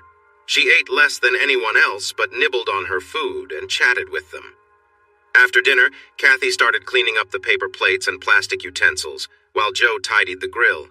Emilia opened the storage door under the tiled serving shelf, which also served as an altar, and pulled out 4 kneeling pads. After placing the items on the shelf, she took a decorative box from the cabinet. Turning back to her daughters, she gave each of them a rosary and said, "Maybe this is a good time to say the rosary. Say 3 Hail Marys and ask Mother Mary to help us." Instead of talking, Jeannie took the beads, set a pad in front of the altar, looked up at the statue of Mary, and knelt to pray. The others quickly joined her. With soft music playing in the background, they recited the rosary, followed by 3 Hail Marys. Jeannie stayed there, eyes closed, silently praying for the safety of those being rescued and the rescuers. Eventually, Emilia encouraged her to sit with them at the table, hold hands, and keep praying. They stayed in the chapel until the phone on the back porch rang sometime after 3 a.m. Joe rushed to the porch to answer the phone, and the others hurried back to stand behind him. "Not a problem, Ranger. I was having trouble sleeping anyway." He paused, listening for several minutes before giving a short, uneasy laugh. "Thanks for the update, Jim, even if you sound a bit tipsy. I would have rather been out there fishing with you, but work kept me busy. I'm glad you had a good night and caught some good fish without anyone falling in. Maybe we can plan a fish fry when things settle down. Now, everyone should put the drinks away and get some sleep. You never know what tomorrow will bring. See you later."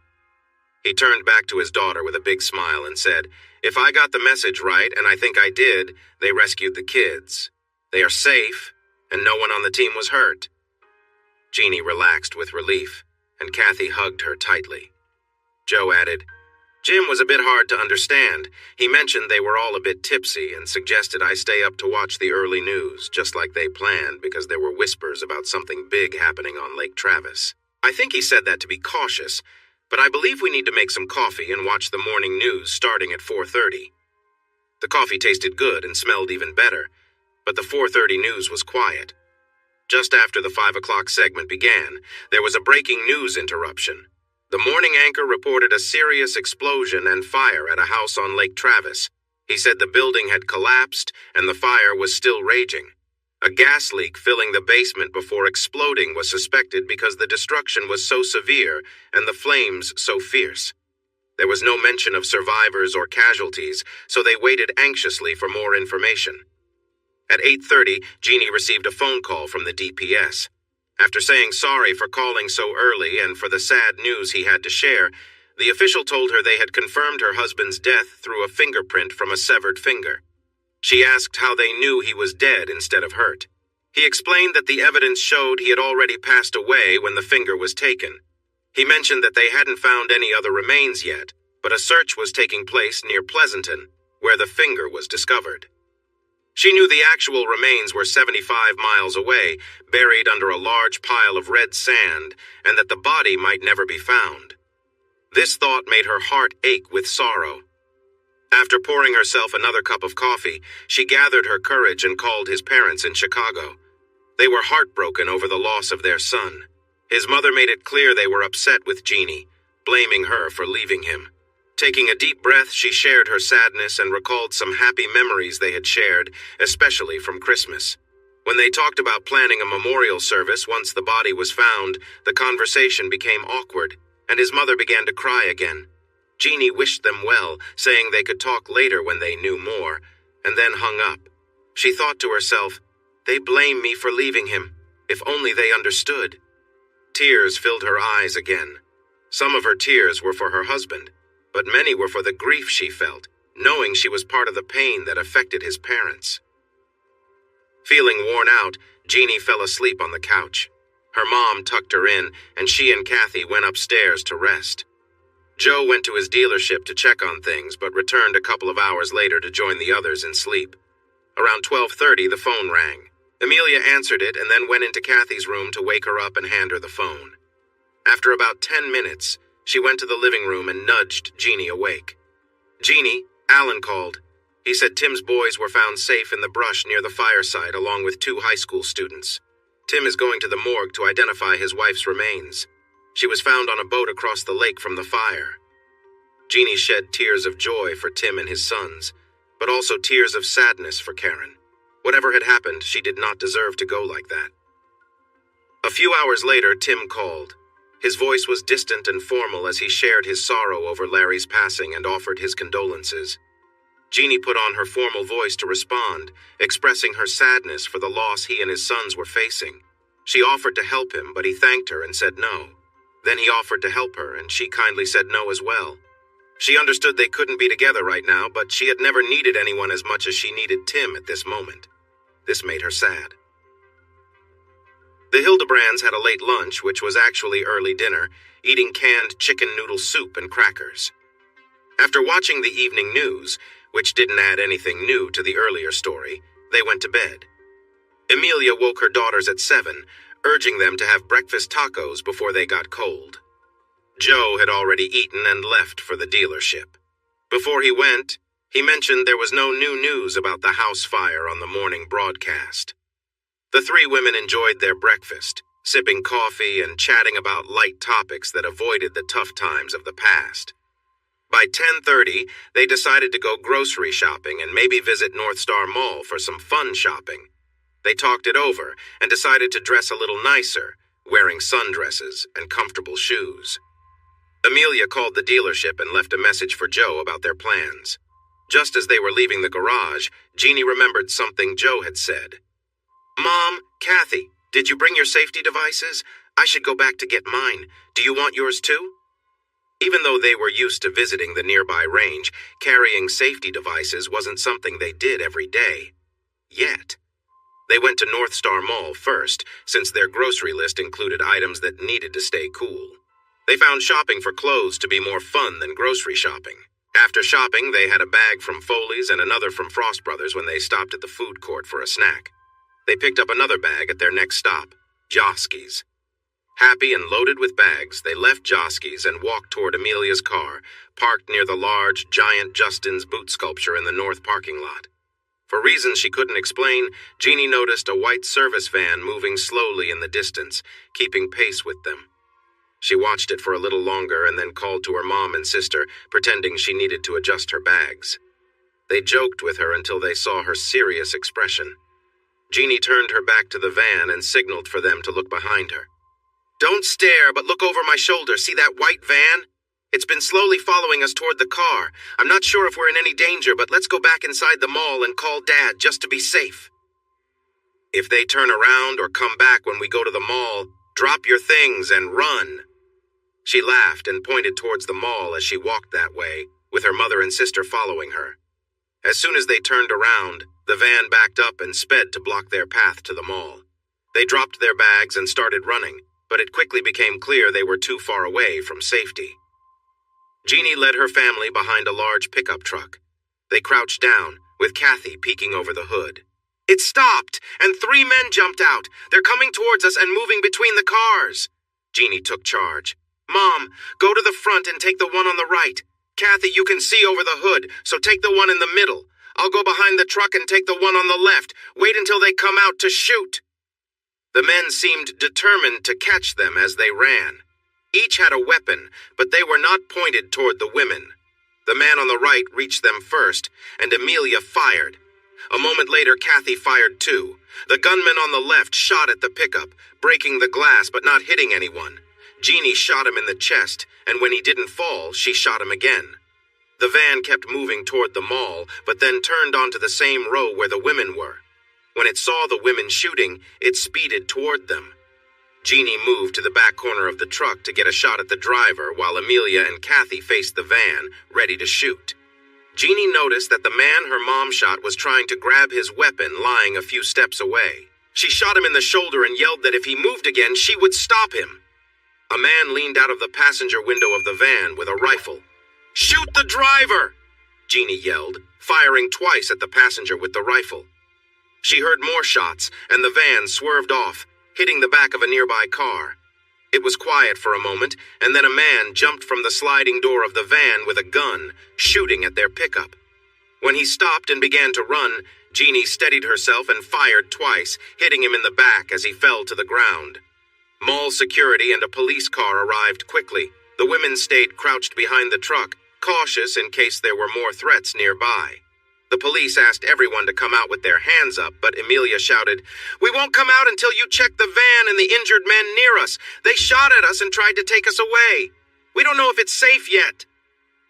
More police cars arrived, surrounding the area. No one pushed them to leave the truck, but a sergeant warned them through a speaker that they needed to put down their guns for officers to check the van and the people on the ground. They put their guns down and raised their hands, but stayed behind the truck. Two officers quickly went to the van. One looked at the man lying in the street, groaning in pain, while two others checked the men next to the women. Then they asked Jeannie, Kathy, and Amelia to come out from behind the truck, and they did, with their hands raised.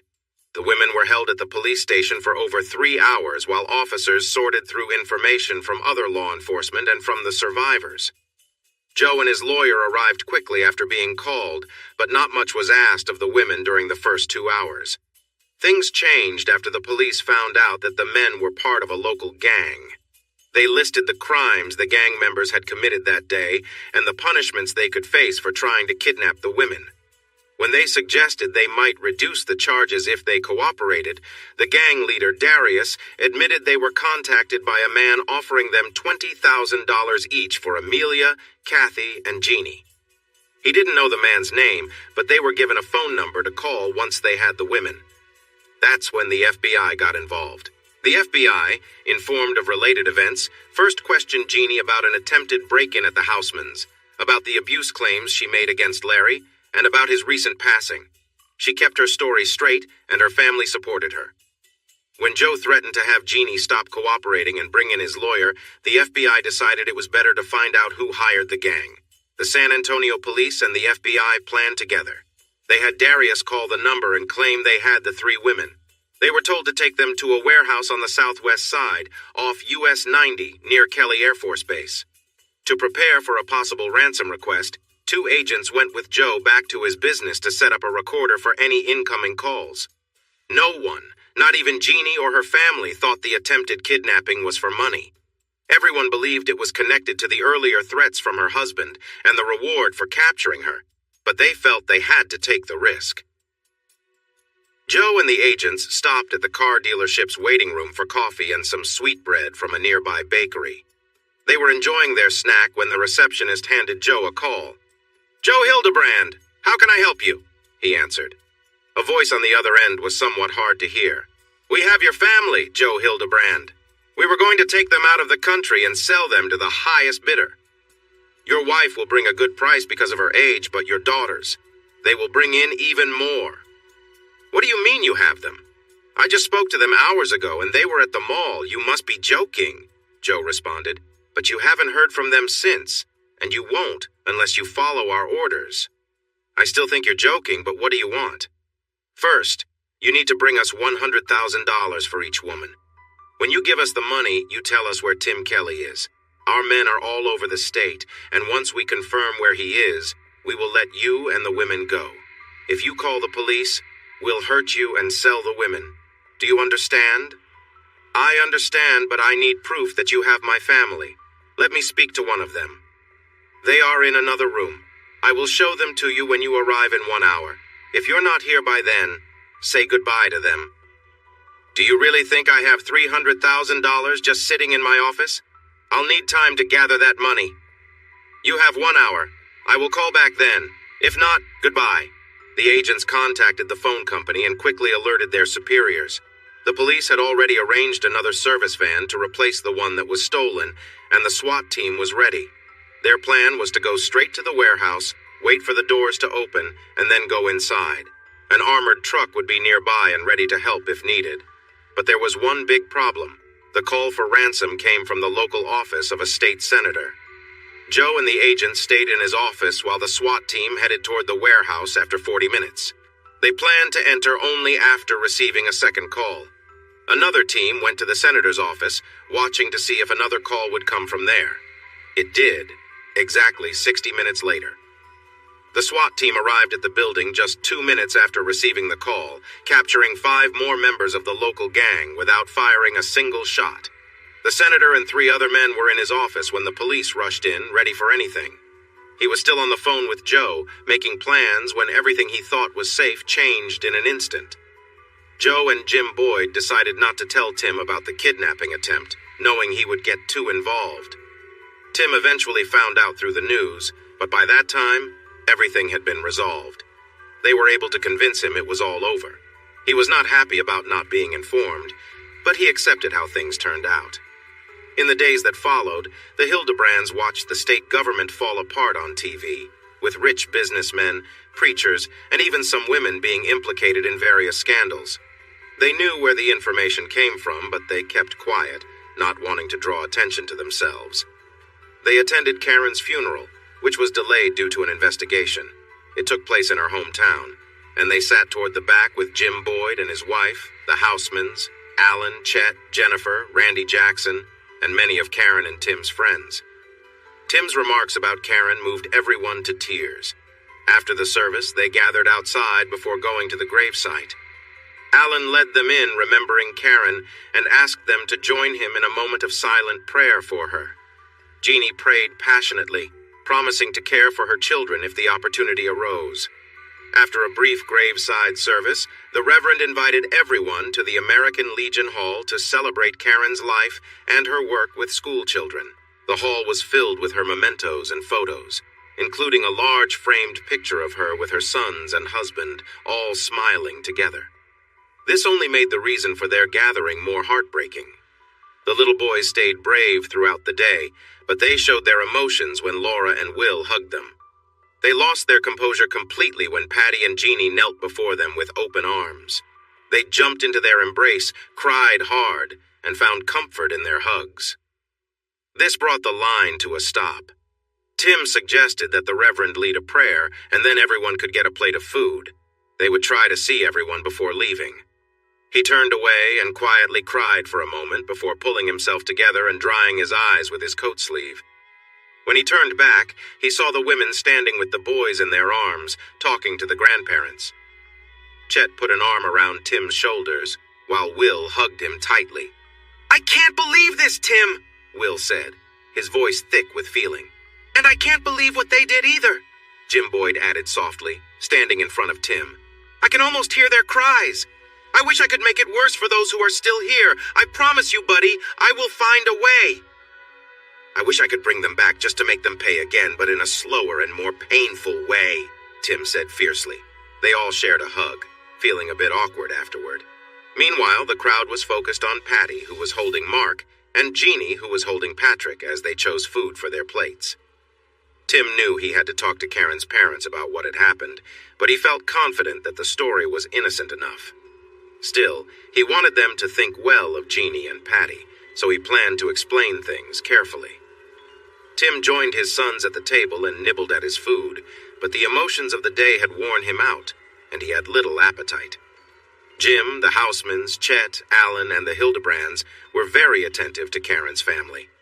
Tim's parents, Linda and Nate, along with Jan and Gary, worked hard to keep them engaged, providing a small break from the sadness they had all felt for weeks. It seemed to help, as they didn't eat much but managed to smile a few times during dinner. While he was away, the board offered Tim the position of head football coach and athletics director, giving him a month to decide. Part of him wanted to move on, but in the end, He accepted the job. He decided to sell their home and find a place closer to the school. He realized he couldn't escape Karen's memory, especially since the only other member from their poker group, John Allen, had moved away after a tough divorce. Selling the house would take time, but he couldn't bear to stay there surrounded by memories. So, Tim rented a nice older home with a big yard. It was already furnished, as the elderly couple who had lived there recently moved in with their daughter in Dallas due to health issues. Tim changed the mattresses but kept the other furniture. The boys felt a bit sad about not being at home, but they quickly adjusted since it was a new experience.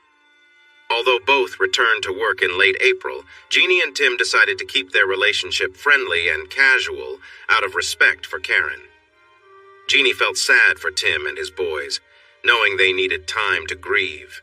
She also needed time and support to heal from the difficult events at the ranch. Knowing she wouldn't return to their home, she put the house up for sale and moved into an apartment. When school ended in mid-May, Tim took the boys to visit their maternal grandparents for a week, and then to see his parents for another week. He worried about discussing Karen's passing, but it turned out Karen had already shared everything, and she had been truthful. Tim mentioned that the boys had grown close to Patty and Jeannie while staying with the Housemans before the incident. The grandparents knew this because the boys had told them.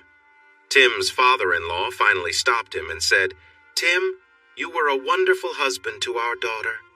You're a great father to our grandchildren and a good son-in-law. We understand you need to move forward. Just help the boys remember their mother and let us stay in their lives." Tim smiled and asked, "Can children ever have too many grandparents?" He agreed they could not, promising to always honor Karen in front of her boys and to include the grandparents in their lives. After school ended and Jeannie returned to San Antonio, Tim started calling her every few days. Their conversations remained friendly, not romantic. They were both hurting and hesitant to move forward. Larry's family decided to hold a celebration of his life in Chicago on Memorial Day weekend, but Jeannie and her parents were not invited. They had their own remembrance, focused on the happy moments from the past. She expressed her sadness and prayed for Larry. It was a tough night for her, and she returned to her counselor on Tuesday to discuss the struggle of loving someone who causes pain and the need to protect oneself. On the second Wednesday in June, Tim called and had the boys ask Jeannie if she would like to join them for a week at the coast. She happily replied that she would love to go and asked when they were leaving. The boys celebrated cheerfully until Tim returned and asked if she would be willing to drive down to the ranch the next day. It would be a chance to visit his family and meet her new friends for a couple of days before heading to Port Aransas. She got there just in time for lunch with Tim's family on Thursday. They spent the afternoon together exploring the town, and she met more of his friends and family. On Friday, she enjoyed the morning with Tim, Patrick, and Mark as they visited more local sites. They had a delicious lunch with his family, and then went swimming at the city pool. Even with a modest swimsuit, Jeannie attracted quite a bit of attention from the other parents watching their kids. That evening, the four adults played games with the kids and helped them get ready for bed at 8. It was a relaxed and fulfilling day. On Saturday, they visited the local museum, which had exhibits about pioneer families, including Tim's family history. Saturday night, she joined Los Ratones and their spouses for a casual dinner at the ranch. This time, it was a potluck where each woman insisted on giving Jeannie a little bit of her special dish, making sure she tried everything. Teodora stepped in with a friendly warning that the food might be a bit too much for her, which came after Jeannie had already eaten quite a lot and was trying to cool down with iced tea. She felt very full and worried about how she would feel later. There were no alcoholic drinks served that night, as this was not a celebration but a gathering to celebrate their good fortune in being safe and together. Sheriff Miguel stood up and held his glass of tea high, thanking everyone for their support and the safe gathering. Then Tim shared his heartfelt gratitude and love for everyone, but became too emotional to continue and sat down. There was a moment of silence, but Jeannie spoke up to thank them for welcoming her into their group. She also laughed and expressed her appreciation for the Mexican dances they had taught her and the delicious food. Her words lightened the mood, and soon the joyful atmosphere returned. They all returned to Tim's parents' home after midnight. He kissed her softly before they headed to their separate rooms, rekindling the connection they shared. The next morning, Nate and Linda joined them for breakfast, and then they all rode out to the ranch while the grandparents watched the boys. There was a sense of unease because of what had happened the last time they were here. However, it seemed only ranching activities had taken place since then. Nate didn't show Tim the old graves, saying people wouldn't understand if he had. After checking on the cattle and horses, they stopped by the ranch house. There were no signs of anything unusual there either. Linda brought sandwiches, chips, and drinks, and they spent several hours eating and talking, allowing the tension to fade away. By the time they left, laughter came easily as Nate shared stories about night noises and shadows, reminding everyone that even Joe found humor in it. Jeannie got playful and smiled at Tim before leaving. When they took the ferry across the channel, they were excited to see porpoises jumping in the water. The boys cheered loudly. As they neared the dock, they hopped back in the truck, chatting eagerly to Jeannie about the porpoises, eagles, and swimming in the ocean while being careful of jellyfish and sharks. Their rental was a house among 3 others, set on tall wooden piers just off the beach. A narrow sandy road led to the houses, which were raised high above the dunes and shared a parking space in the middle. Tim picked the smaller house with 2 bedrooms in front. The larger houses were empty until Wednesday, when Jeannie, Tim's parents, and their siblings would join them for the week. The bigger bedroom had a king bed and a bathroom, while the smaller bedroom had a queen bed and a nearby bathroom. Tim and the boys planned to stay in the larger bedroom, while Jeannie would be in the smaller one. They applied sunscreen on the boys, made them wear beach hats, and set up a shaded area for their food, drinks, toys, and chairs. Then they went to the beach, splashing in the waves and searching for shells, forgetting about the sunscreen for a moment. Fortunately, Jeannie remembered and insisted they all put on more sunscreen and hats before they started building sandcastles. Tim was good at making moats, but Jeannie's skills were impressive, shaping and decorating the castles beautifully. This left Tim to fetch sand and water for their creations. They ended the day with hamburgers and shakes from a nearby stand, enjoying the view of ships, planes, and the stars as the moon rose over the water. Mark fell asleep in Jeannie's lap, and Patrick dozed off on Tim's lap. When it was time to put them to bed, Mark clung to Jeannie and said, "I want to sleep with Mommy," sounding sleepy and cozy. Tim shook his head but smiled. Jeannie had tears in her eyes but managed to smile. The line between them felt uncertain. On Tuesday, they tried fishing off the beach. Dad handled the bait and casting, while Jeannie helped by holding the fishing rods. It was more challenging than they thought, so they moved to a wharf where they used bobbers to fish. It didn't matter what small fish they caught. It was still an exciting adventure filled with laughter and cheers. Since they had not caught anything, they stopped at the seafood market to buy fish and shrimp for dinner, and they got hot dogs for lunch, along with a half-gallon of frozen custard for dessert. Their naps were longer than usual, giving Jeannie and Tim more time to chat and share some light teasing. Jeannie wore a conservative one-piece swimsuit, but Tim was impressed by the stylish maillot she had on that afternoon. She found ways to show off, which made Tim even more intrigued. They played in the waves and then went searching for shells and sand dollars along the beach. The boys were curious about the noise coming from a group of college students they passed, but Dad explained they were just having fun. A little way down the beach, Tim fell behind. He let out a playful whistle and shouted, "Yay!" just like the boys had. Jeannie smirked as Patrick and Mark looked at him curiously. He pointed to a perfect sand dollar he had found. The boys rushed over to add it to their collection, and Tim exchanged playful glances with Jeannie, who responded with a wink. On their way back, the boys held Jeannie's hands while Tim carried their treasures, some driftwood, and the beach bag he always brought along. 2 older couples near the water stopped them, and one woman said, "We saw you walking by earlier and wanted to say that you are a beautiful family." Tim thanked them, but Jeannie seemed lost in thought and didn't say much, while the boys smiled proudly at the compliment. After enjoying stuffed flounder and boiled shrimp for dinner, they watched the sunset.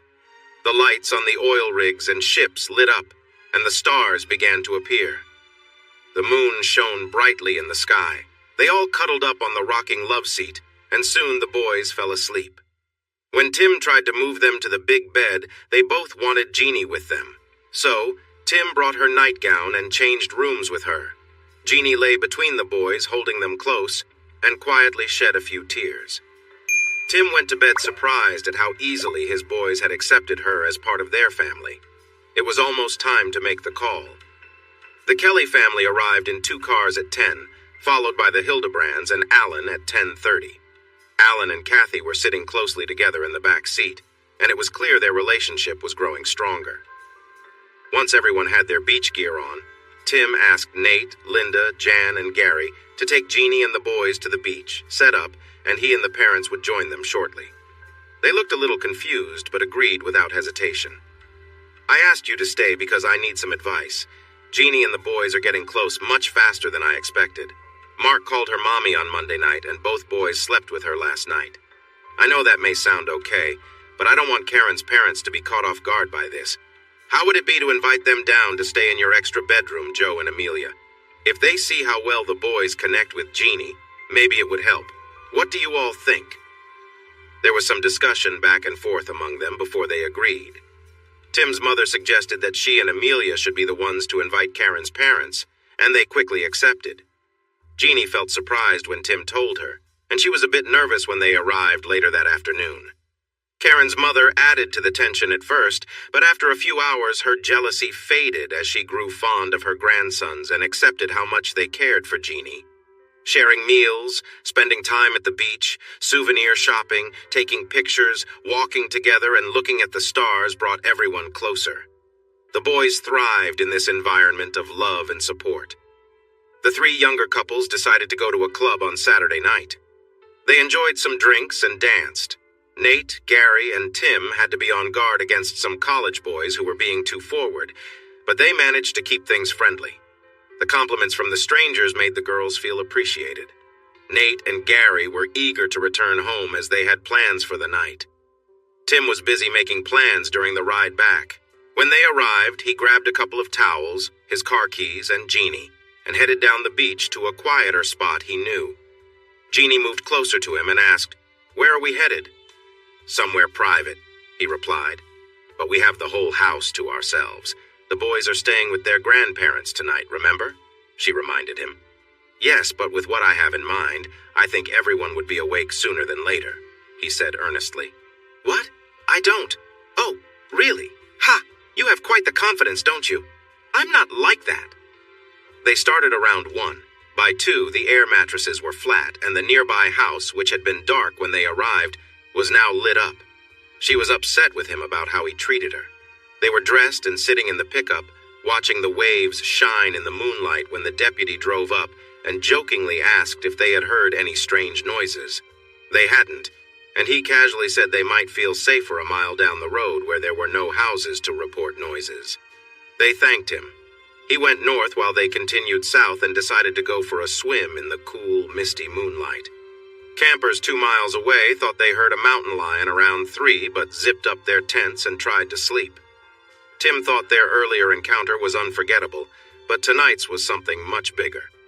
Jeannie felt like she had learned so much about herself and was so tired that she couldn't walk, so he helped her into the pickup. He carried her inside, helped her clean up, dried her off, and took her to bed. He placed her nightdress on a chair next to the bed, but let her rest in the bed. He wanted to make sure she was truly lovely, not just glowing from the moonlight at the beach. In the morning light, he looked closer and saw her feet and toes were cute. Her legs and waist were nicely shaped, and her skin was incredibly soft. She had a small waist that curved beautifully, and he noticed everything about her was just right. Her shoulders and neck were graceful, and her hair framed a pretty face that seemed perfect in its own way. Overall, he thought she was beautiful, with a lovely figure that impressed him greatly. The best part was how she responded. That truly made her special. He thought that if they ever got married, he would make sure their house had the best soundproofing. He also wanted to get her some soft items for quiet moments so their kids could rest at night. Their group included a few different types of Protestants and Catholics. They all attended the early service at Trinity by the Sea Episcopal Church and left feeling renewed. After breakfast at a cafe, they finished packing and said their goodbyes. Karen's parents thanked everyone for being part of their lives. Then Granny whispered, "She's a lovely girl, Tim. I can see how much she cares for the boys, and they care for her too. I know Karen would not want you to raise them alone. We hope things go well for both of you. We love you and the boys, and we hope you keep us involved in their lives as they grow. We lost our daughter, but she gave us 2 amazing grandsons and a wonderful son-in-law to love." Tim hugged them both, and the boys did too before they drove away. "What did she say, son?" his mom asked. "She said Jeannie is a wonderful girl who loves her grandchildren and they love her. They hope everything works out for us," Tim replied with bright eyes. Jeannie tilted her head and asked, "Really? They seemed nice, but I thought they might be a bit upset." "Dear, as long as you take good care of Patrick and Mark, they will welcome and support you. And Tim, too. It's clear they care a lot for their 3 boys," Amelia said with a smile. Jeannie pouted adorably, tilted her head the other way, and asked, "What about Tim? Caring for the boys is easy, but their dad can be a handful." Nate, noticing the boys nearby, casually asked, "So, Jeannie, how was the night ride? Did you hear anything strange, like animal sounds?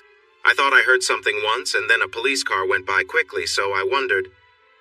As expected, she blushed, making the adults laugh. Tim hugged her, and Patrick, wide-eyed, asked, "Are there really animals out at night at the beach?"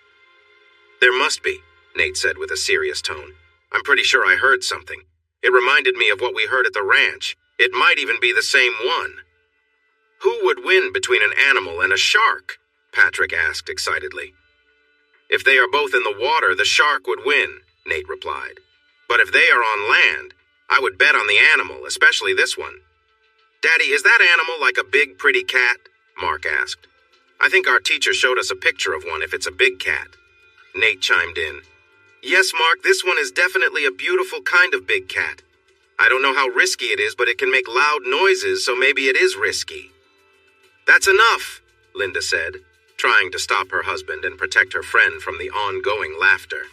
She was laughing just as much as everyone else, and Jeannie, who was leaning against Tim, was smiling and giggling quietly. "Well, now that everyone has teased my dear kitten, I think we should hit the road too," Joe announced.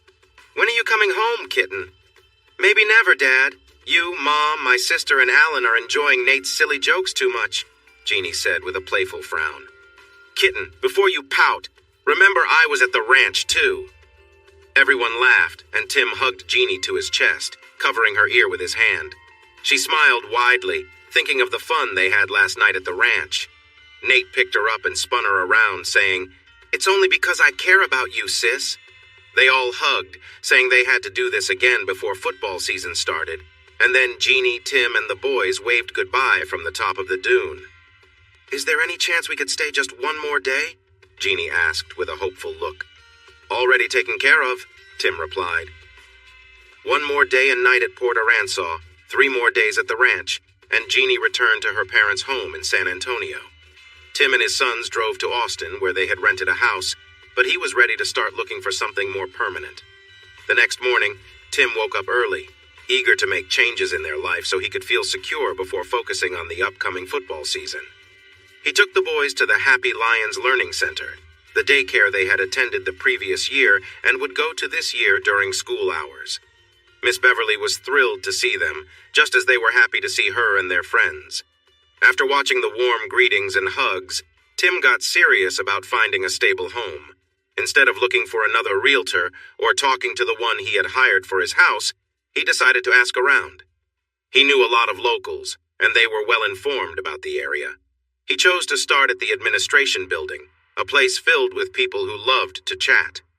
He visited the superintendent, who welcomed him warmly. After their chat, he asked the secretary if she knew of any nice, affordable homes for sale near the school. She suggested he contact a builder she knew who was buying and fixing up older properties. Tim knew Daryl Cunningham, so he looked up Daryl's business in the phone book and called him. Daryl was at the office and told Tim he had just the right place for him. They decided to meet in 30 minutes since they were both free.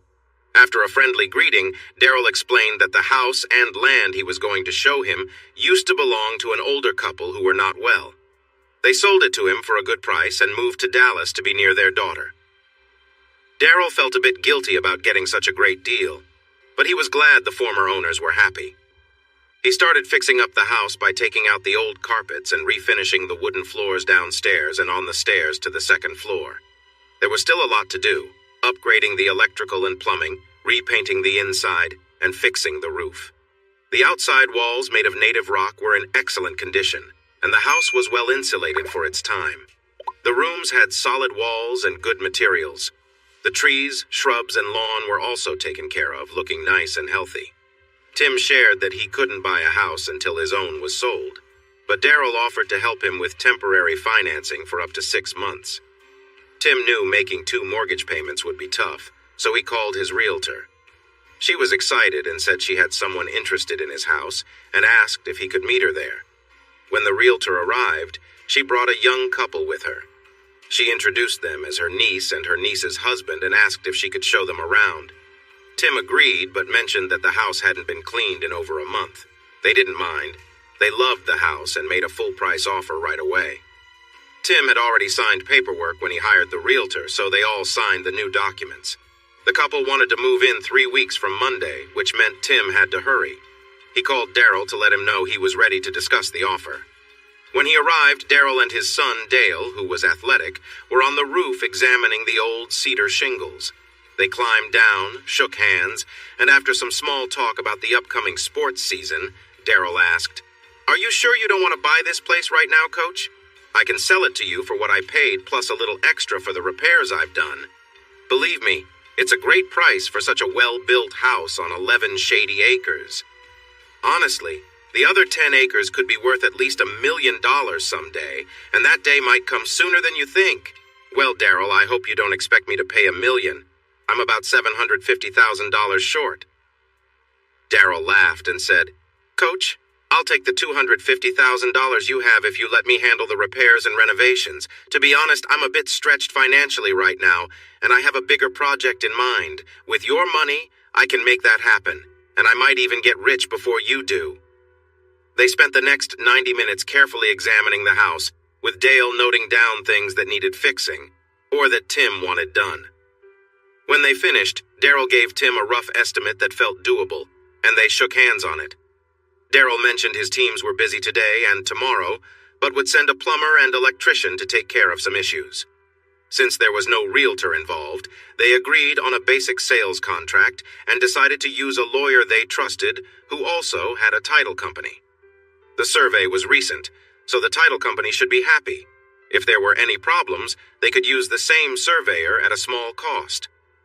Daryl and Dale left, and Tim walked outside to see what he needed to manage the lawn, shrubs, and trees on the land. He wanted to explore all 11 acres, but decided he should wear his boots and jeans for that.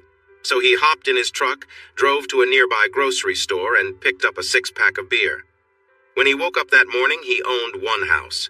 8 hours later, he sold it and bought another one on 11 acres. He wanted to share this news with someone special, and that someone was Jeannie. He returned to his old home, opened a beer, and called her. As he enjoyed a drink, they talked for over an hour despite the long-distance charges.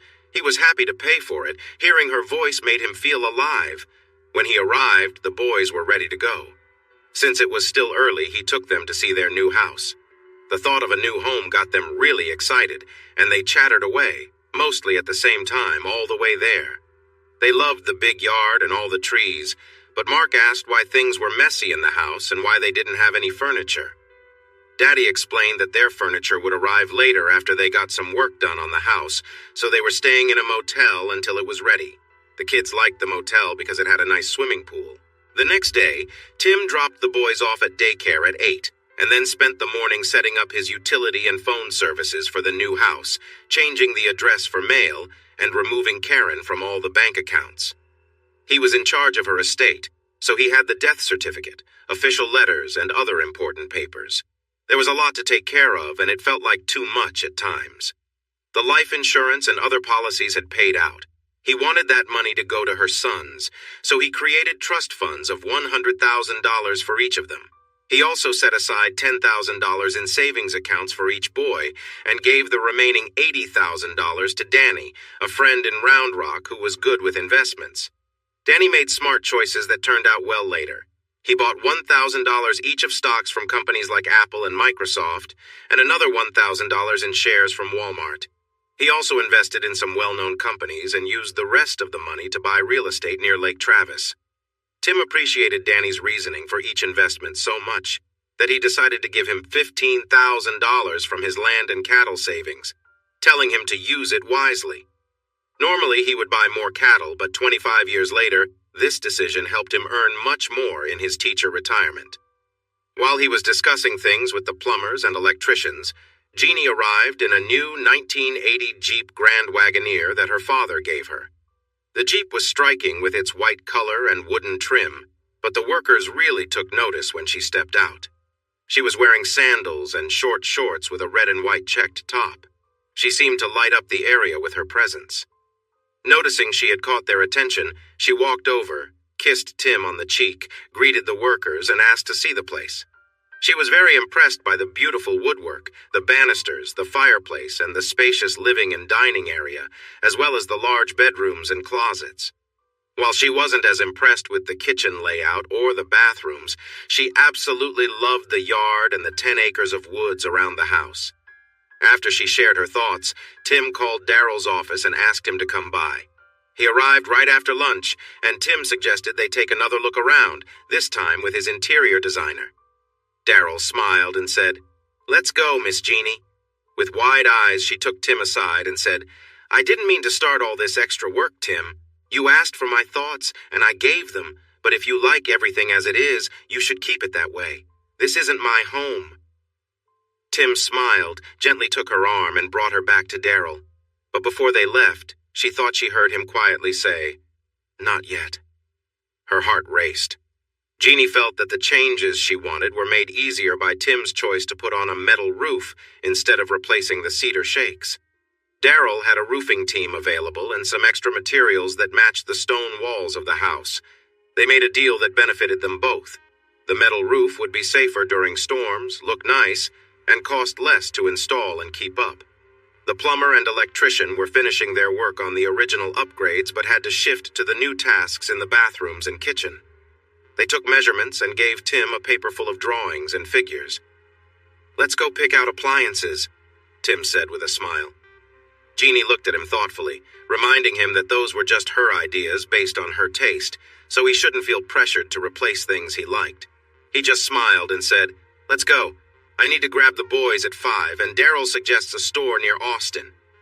Tim was really happy he brought her along. He had no clue about colors or styles, so he encouraged her to talk to the saleswoman. "Okay, but don't say I didn't warn you," she said with a slight frown. She said this as if she thought he cared about what color or style appliances went in the kitchen, which he didn't. She certainly had better taste than he did. The boys were excited to see Jeannie and filled her in on everything that had happened since their last visit. Frustrated by Patrick talking too much, Mark gently turned her face to him and began to share what he had been up to. Tim laughed, but Jeannie managed the lively exchange like a seasoned mom, making sure both boys got their turn. Before they left her Jeep at the new house, she grabbed her small travel case and joined them at the motel. She didn't know what they had planned, but she wanted to be ready for anything. After a nice swim, they dined at a cozy family restaurant nearby before returning to the room to prepare for bed. Jeannie read them Winnie the Pooh, playfully turning the 100-acre wood into the 10-acre woods just like your new house. She tucked them in, gave each a kiss goodnight, and got ready to drive home. Tim wouldn't let her go that late, so she called her mom and stayed over, with Mark in her bed and Patrick in the other. She did receive a sweet goodnight kiss from Tim, which made falling asleep in the same room a little harder. They dropped the boys off at daycare at 9 after breakfast, and some playtime at McDonald's, then went shopping for bathroom fixtures. Jeannie suggested custom tile showers and granite countertops, so they chose toilets, sinks, bathtubs, and faucets for the bathrooms. Tim decided to stop by the nearest Sears. He had a push mower, a weed eater, and other lawn tools, but to keep the big yard and the roadside tidy, he needed a riding mower. He bought a Craftsman 42 inches model and got ramps to put it in the back of his pickup truck. Jeannie didn't get to choose, but it didn't bother her any more than he cared about the kitchen appliances. Over the 2 days, she moved from the passenger seat to sitting next to him in the middle. When he could, He placed his hand on her leg. She felt cozy and was as happy as she could be given the situation.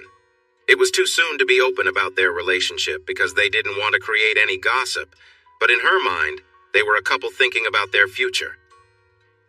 Time flew by. She moved into her new apartment with help from Tim and his sons. Coaching school started, and the boys went to stay with Karen's parents for 5 days.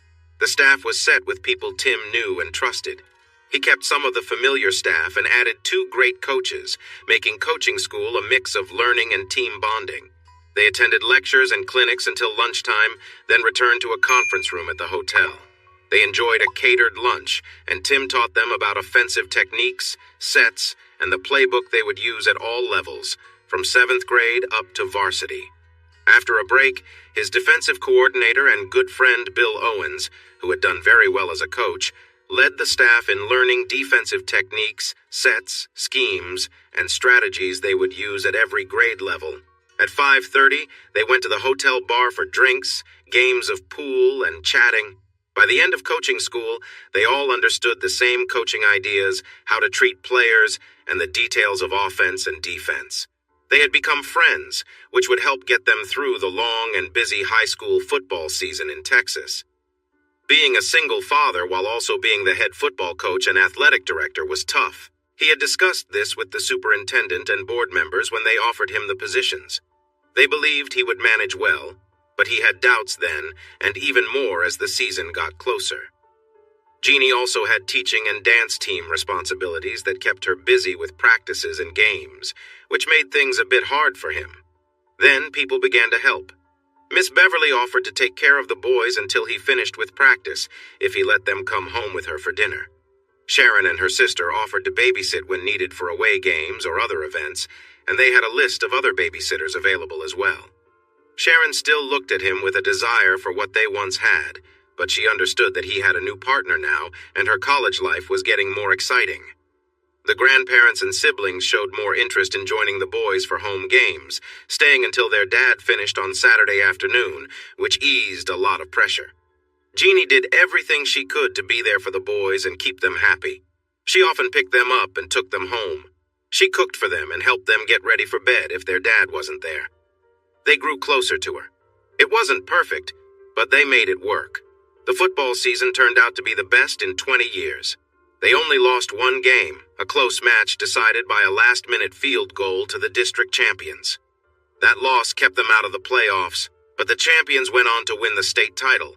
So after the disappointment wore off, they felt proud. With 18 players returning next season, including 9 on both offense and defense, the future looked bright. The junior varsity, sophomore, and freshman teams also performed well, each only losing 2 games, and the junior high teams were undefeated, showing promise for the years ahead. Meanwhile, Jeannie's dance team and the school band did wonderfully at contests and ranked in the top 5 at the state level, which made her feel good too. They had some sleepovers, but there was nothing inappropriate.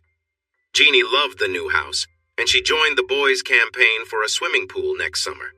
She playfully told Tim that she had some nice swimsuits he hadn't seen yet, but would if they had a pool surrounded by trees. They tried to keep things discreet, but their connection was clear to everyone. The time they spent together at Tim's house, the exchanged glances at school, and her bond with the boys showed that they were more than just friends. The sweetest moment was when Mark called her Mommy when he got tired at games and rested his head on her shoulder, earning oohs and ahs from nearby fans. It filled Jeannie with such joy that sometimes she felt emotional. No one openly mentioned it, but they were accepted as a couple. Many believed their bond grew from the loss of their spouses, while others knew about the difficult moments they each faced, and they were happy to see them support one another through those hard times. Whenever party invitations were sent out, they received them together and showed up as a pair. Tim tried to keep his true feelings hidden, but when he asked for her hand in marriage in front of her parents on Christmas Eve, no one was surprised, including Jeannie and the boys. He called home to share the news, and Nate commented, "Oh, you're just getting around to that? We thought that was settled months ago." "Oh yes, it's football season." "Well, brother, we have some news for you. You're going to be an uncle." Jan took the phone and added, "And it's true for both of us. Gary and I are having a girl, and so are Nate and Linda. Our trip to Port Aransas worked, so keep next March open." They had a lovely wedding in early June at the shed on the ranch. Many friends came, both from their hometown and from their school 200 miles away. The priest, Father Jose, led a traditional ceremony filled with beautiful words about love and commitment, promising to honor one another through everything. They recited their vows proudly, and their first kiss as a married couple was sweet, filled with joy, even with everyone watching. For their honeymoon, they went to a quiet spot in the Caribbean and came back with sun-kissed skin. 9 months later, they welcomed a baby girl named Jana Marie, and their young boys adored her from the very start. They became her fierce protectors throughout their lives, even as another boy and girl joined their happy family in the years that followed. Tim wanted soundproof walls throughout the house, but he managed to get it for their master bedroom. His wife learned to use pillows to keep things quiet when their kids were home.